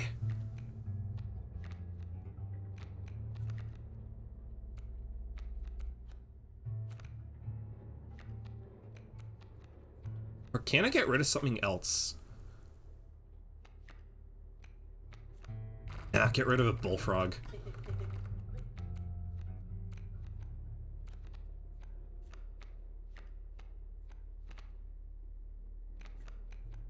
Have anything weak? You know what? Toss that on Casey. Just give her a little bit more utility there. Oh, and there's a fire up there. Oh my god, I'm just gonna make another card that's super nuts so OP. God damn it, more elk fawn. Casey. I'll take 3 here, so I'll be down by 1. The elk will move this way. Do that. Squirrel there. Kingfisher there. Now I'm gonna deal 2 here, and I'm gonna take out an elk fawn, which means we'll be pretty much even.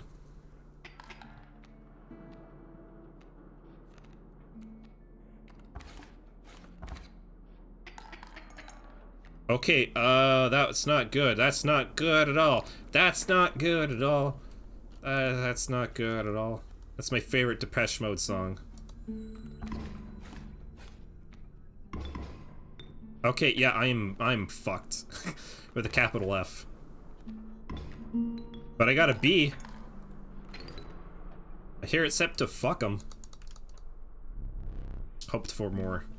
So did I, but hope on these nuts. Again, I think that also showed, how poor your draw can be with, I mean, I literally just said I should be done with pelts. And then immediately, oh yeah, I'll use a pelt. Immediately regrets it. Creature that, perishes by combat, a card bearing the sigil of fear. You know what, that's probably good with Turkey Vulture. If I can get a free Turkey Vulture out there. What did you feed them? The fire looked welcoming as always. Alright, I need to make another beefy boy. Oh, you know what'd be smart? If I just made a if I just buffed a Kingfisher. That's a turn 1 win condition if I can get it. Seeing as though I've been getting Kingfisher a lot in my hand, that might be just enough. I say as I don't get it in my hand.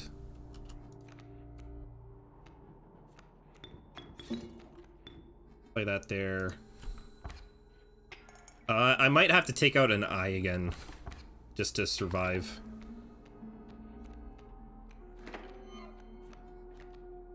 Not there. I can take out 1 elk fawn.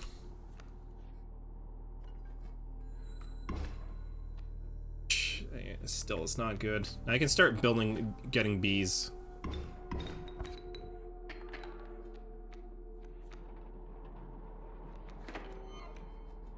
That there. Ben B. God damn it! I'm gonna my run's gonna end here. My run's gonna end here. I'm just not getting like really beefy cards, and just I can't deal with all these elk that he keeps on pulling out. Whirl. Yeah, unless I can get like one card out, an extra card out. See, again, this is why like squirrels, like getting like advanced like draw on squirrels is like so fucking powerful. Lego is 3. All right, so I can take out 1. I don't think that's ever gonna. I don't think that's gonna help me though.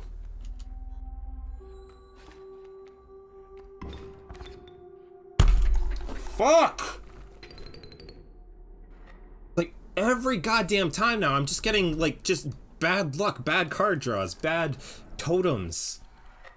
Now that I have the way to advance to Act 2. Like, it is this fucking infuriating, because now it's just like the game's just like, ah, fuck you, though. Should have picked free, should have picked free, should have picked free. Power and health.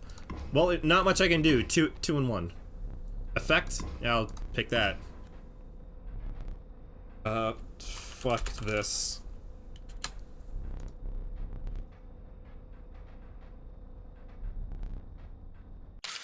This is starting to get, like, insane. With, because again, before this, like I did those 3 runs back to back to back, where it was just like I instantly get through really fast, and now it's just like I get no good cards, or when I do, it's just like instantly it's just completely fucked because I'm getting bad card draws. It's just I just get overwhelmed. It just gets infuriating. Birkin, fuck this or Lewis. Oh, it's cute. He doesn't even have an eye. All these are trash, so I'll take Birkin.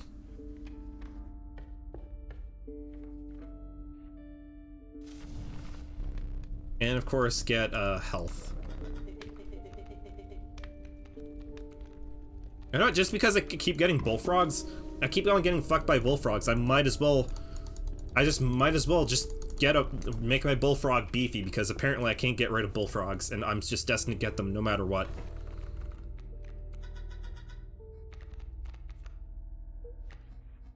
Boulder and Proghorn. Alright, I'm fucked. Right off the bat, like, I'm kind of fucked, because this guy's just gonna constantly just harass me.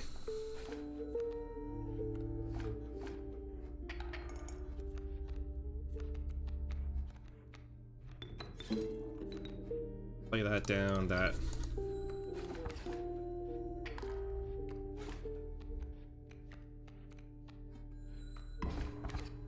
Right now I can actually win this turn. Time.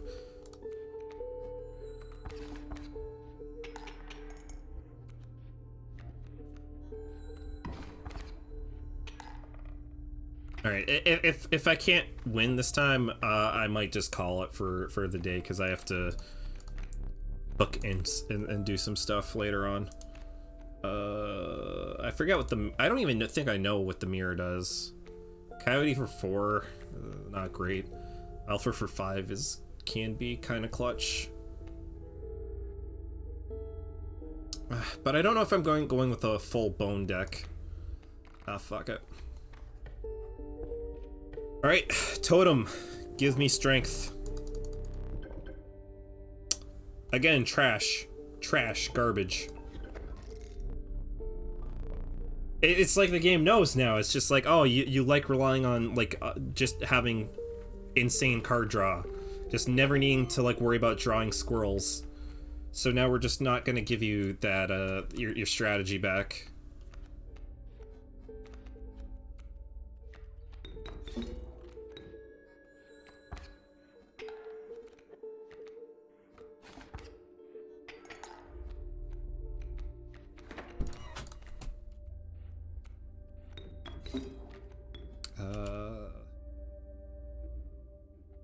Still don't know what I still have no idea what the mirrors are.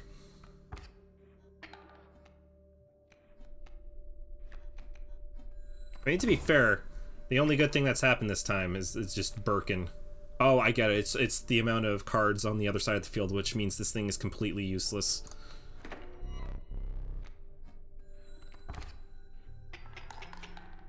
It's just a bad card now, because it's just, yeah, have your opponent have a bunch of other cards in the field. Which, I mean, I guess if it's like the only card you have, at the same time, it's like, ugh.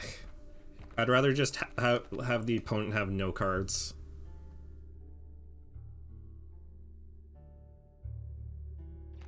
Coyote.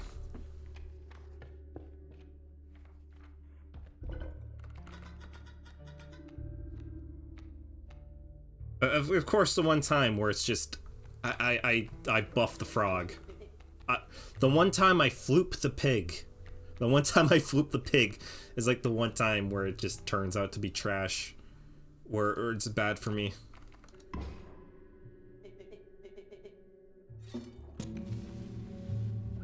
Make that bitch fly. Let's see what kind of shit I off birds that turn.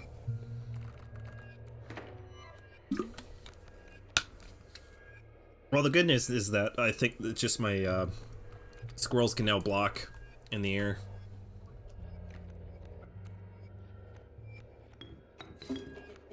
That well, Alpha's gonna kill him next turn because the Alpha's. No, it's not. Never mind. I'm talking out of my ass. I just thought I thought he was a bullfrog for a second. It's just really awkward. Block that.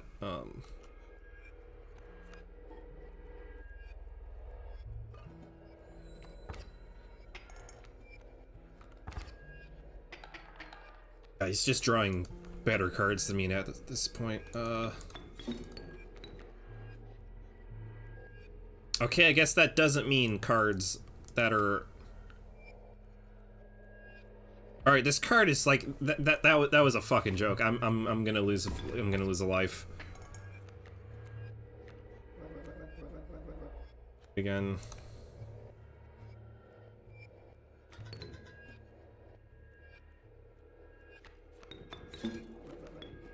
Or not.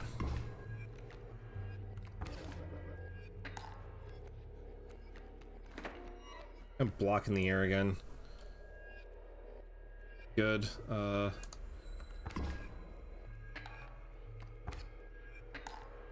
sorry, but I thought. Oh no, it's flying again. Flying can only affect stuff that's like flying defense. Flying and flying doesn't mean anything. Oh, that was just barely.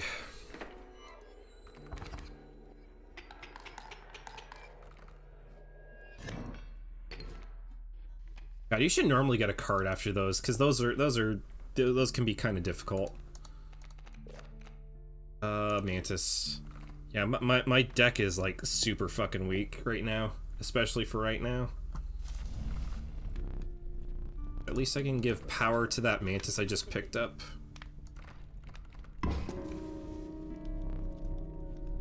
I don't have a ringworm or an Adler, so I'm kind of fucked with that.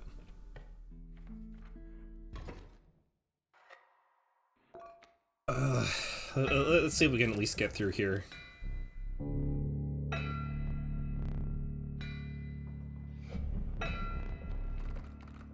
Was the Prospector? Yeah, at this point I'm kind of aware. Easy pause, just pop. The mule isn't even on the field, so how are you like, oh, just flip the pig, please?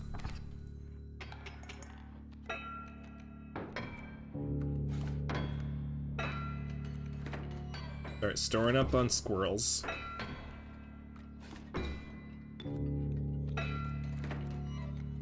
Squirrel there.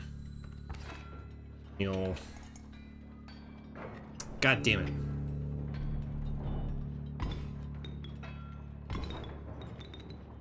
Oh, okay, at least you still get the bones from there. I don't know why, I just didn't think I'd be getting all the bones from all those cards. Oh my god, this thing is... Again,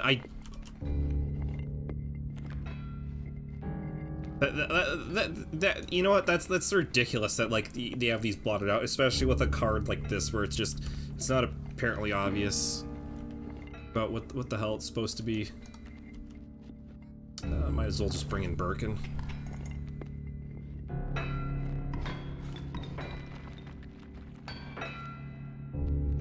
Squirrel.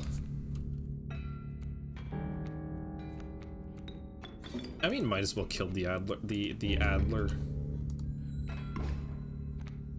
I don't even think I need these right now. You know what? If you got the cards for like free at the end of the duel, that would probably I'd be fine with that. Just because it's just hard to get cards sometimes. I feel like the last couple games I haven't really gotten many cards, which is weird. Jack Mole Man. Ugh, fuck. Just pick Mole Man this time. I'll just pick a wall just because I feel like I need walls in the mountains.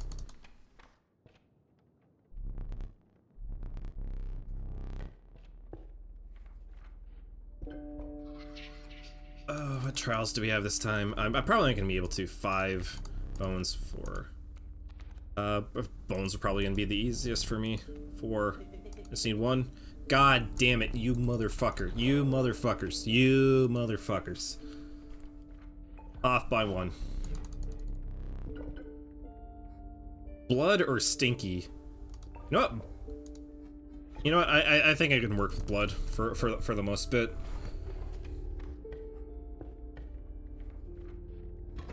Because now it's just I don't have to worry that much about sacrificing. I don't think. That should just be 1. Oh, it's skink. I thought it was a kingfisher. I'll play that.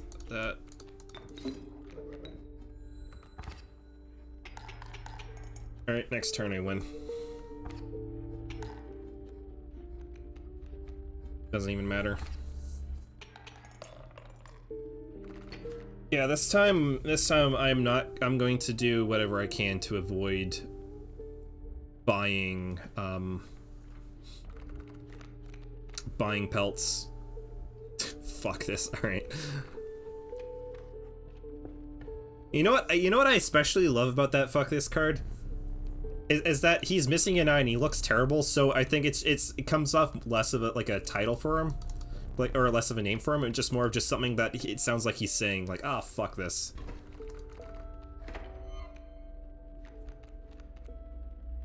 Are those bees? Oh god, he's got bees now. Got those... It's got those dogs that when they bark, they shoot bees out. Like Mr. Burns.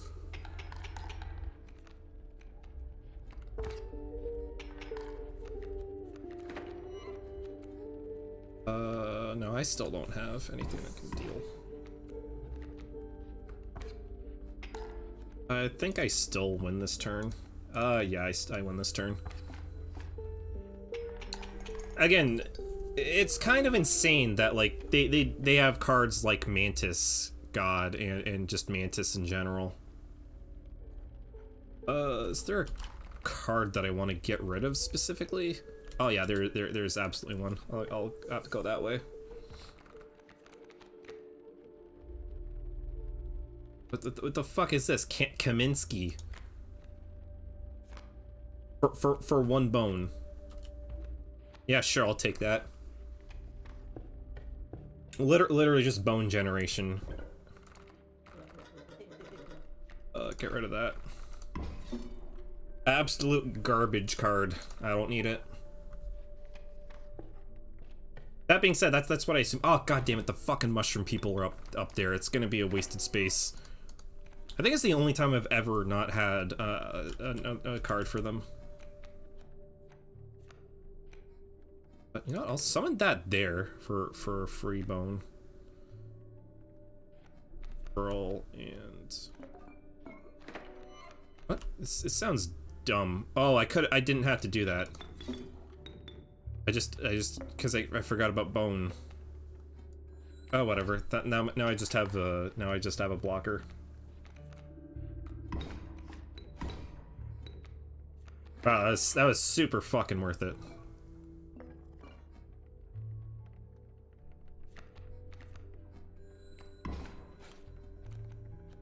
Oh my god. Oh my god, there's so many ants. Ants. Birkin can kill that one. That'll decrease. Coyote will kill this one, which will also decrease. Still leaves, but would it be better just to kill the alpha? I don't think so. You know what? The best thing is probably just play. Oh no, I have to sacrifice for a goat. Oh god damn it.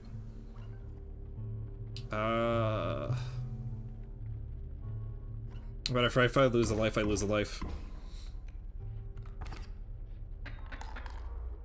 Yep.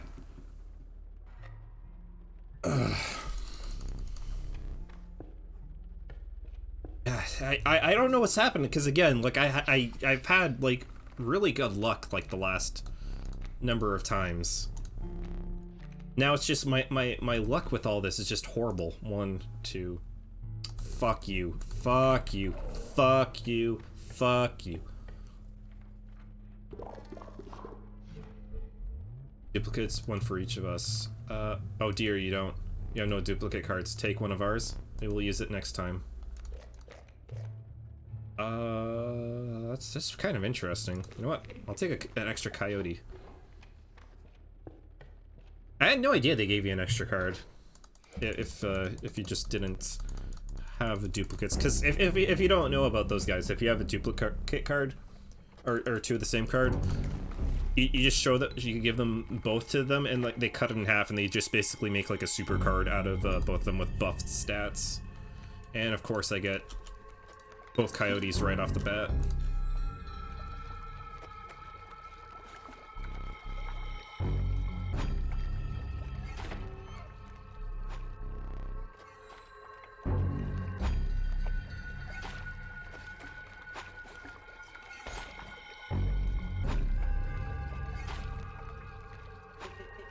Nice top deck. Not really.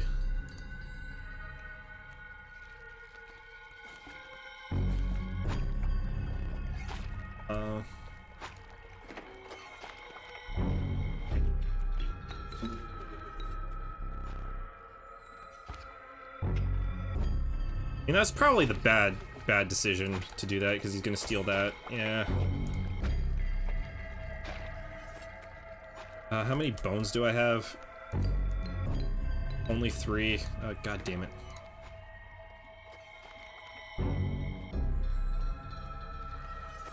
I should have played it there, then I could have done a coyote.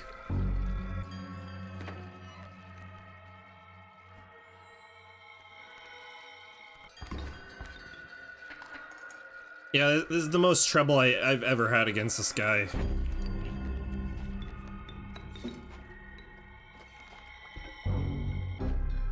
Alright, I'll skip their turn. Summon a coyote. Pass.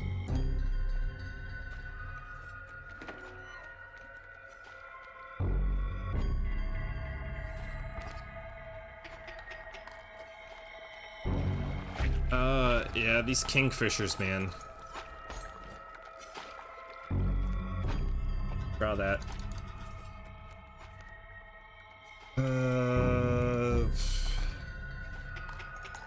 I think next turn I can probably actually get a card, or I win next turn, or I at least go to the next phase next turn. Yeah.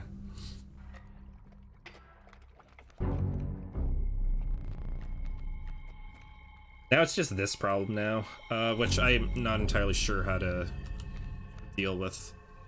You know what? Probably Mantis is probably the best case scenario, because he's not going to hit this. It's going to remain here. I'm going to take out this one. My pack rat's going to die next turn. And I'm going to still be able to deal damage. That's fine. I can still squirrel here, and then I can swing. Continue to swing. 3 bones. Alright, perfect. That was just pure top decking luck right there.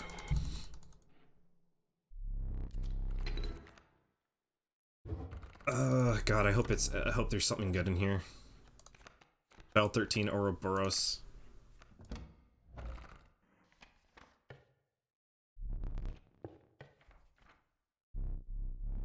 Oh man. God, speaking of snow, we got a bunch of snow today, and it was kind of it's first snowfall, I guess, of like, well, I guess you kind of can't even say that because I don't know, in my brain, I think a lot of people, other people's brains, like start of the year is like not like start of the year, like they forget that it's like snowy at this like September and shit, you know. The fuck is this? Bell ringer? I'm not gonna even risk that. Yeah, it feels like it's just been way too long without snow. So now it's just at a point where it's like, oh, now that we have snow again, it's like everybody just kind of freaks out. Wow, I didn't even see fuck that and fuck this at the last turn or last game.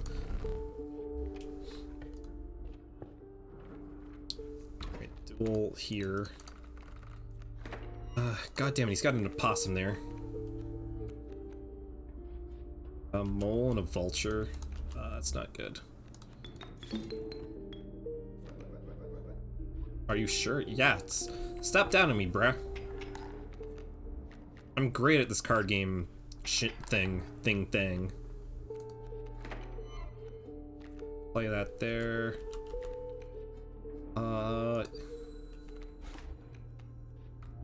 No, I'm fucked. Yeah, this turkey vulture's got me unless I can draw flying.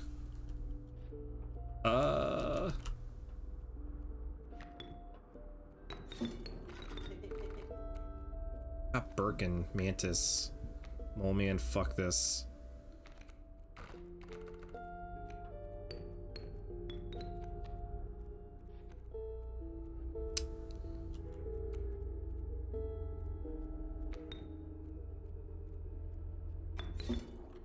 It's probably the worst move I can possibly make right now.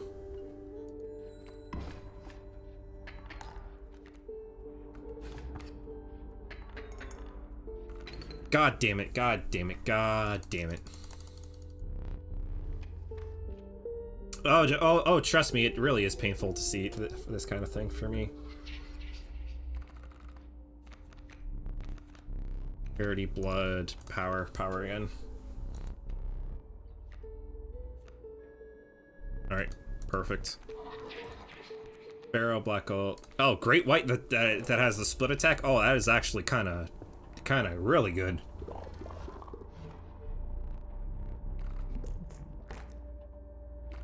Alright, let's toss these coyotes up here and stitch them together.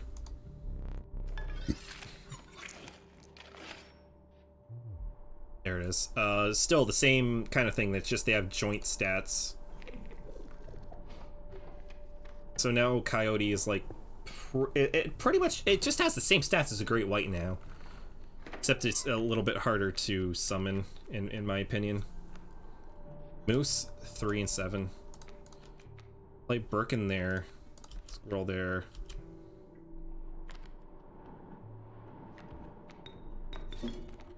You know, that's actually perfect, because then I can start getting fuck this in there. Now I get him back. I get a token. Birkin's bigger. Squirrel there. Still only 3, unfortunately. Oh, I can... You know what? Fuck it. No, I win. That. Nope. No, I don't. No, I do not win. But you know what? This turn I win. Counting them gold teeth before they hatch, or whatever the saying is at this point. I don't even know. Elk, black goat, or alpha. I don't like any of these cards, to be honest. Probably elk. I probably just need more stuff to summon, I guess. What should I sacrifice? What isn't performing well?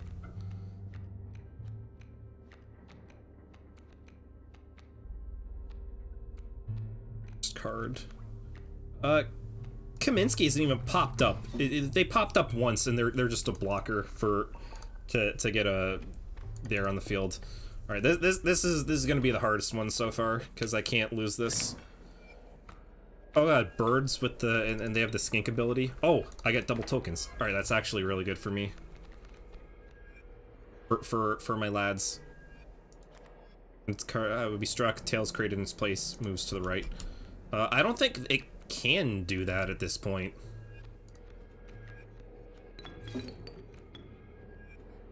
Because of everything's gonna be moved already. Oh god, the eggs can the eggs are violent. The eggs are violent. Oh god. Block there. God, I can only kill one egg. Well, probably I only really need to do one because Ouroboros is gonna kill that alpha. So yeah, I got it in my hand, and now I have a more powerful Ouroboros.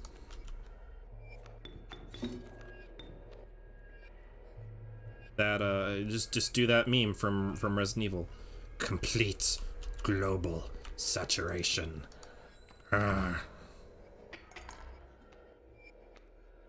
Shit on me. Shit on me, I'm dead.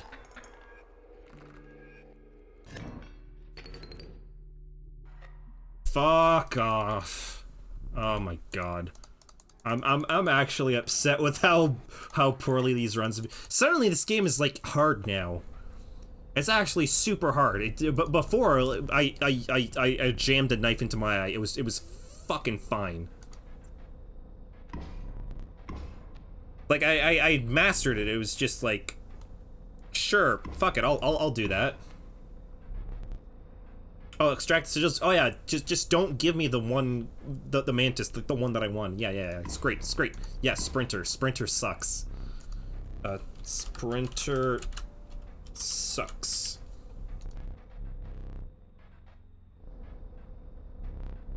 Say cheese. Yeah, as soon as I triggered the next story bit, everything just suddenly got a lot more difficult.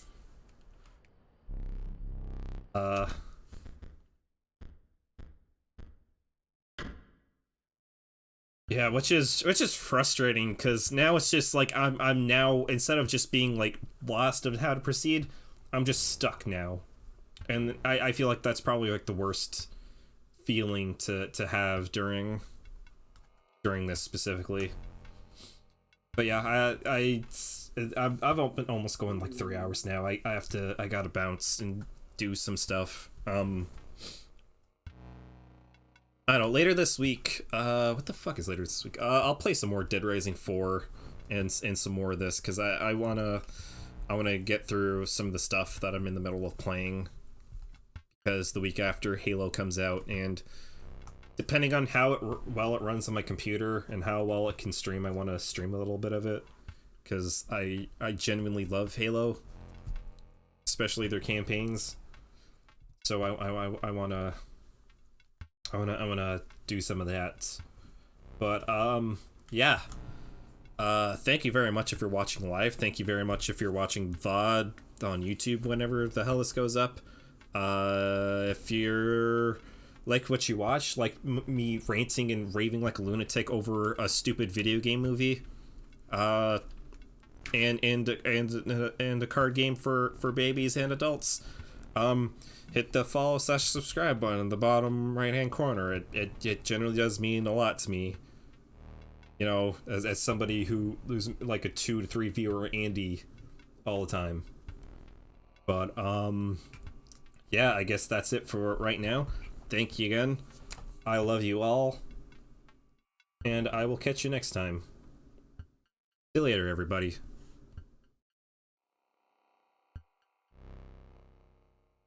Oh yeah, and stay safe out there. I was like, what the fuck do I even say as my sign off anymore? I don't know.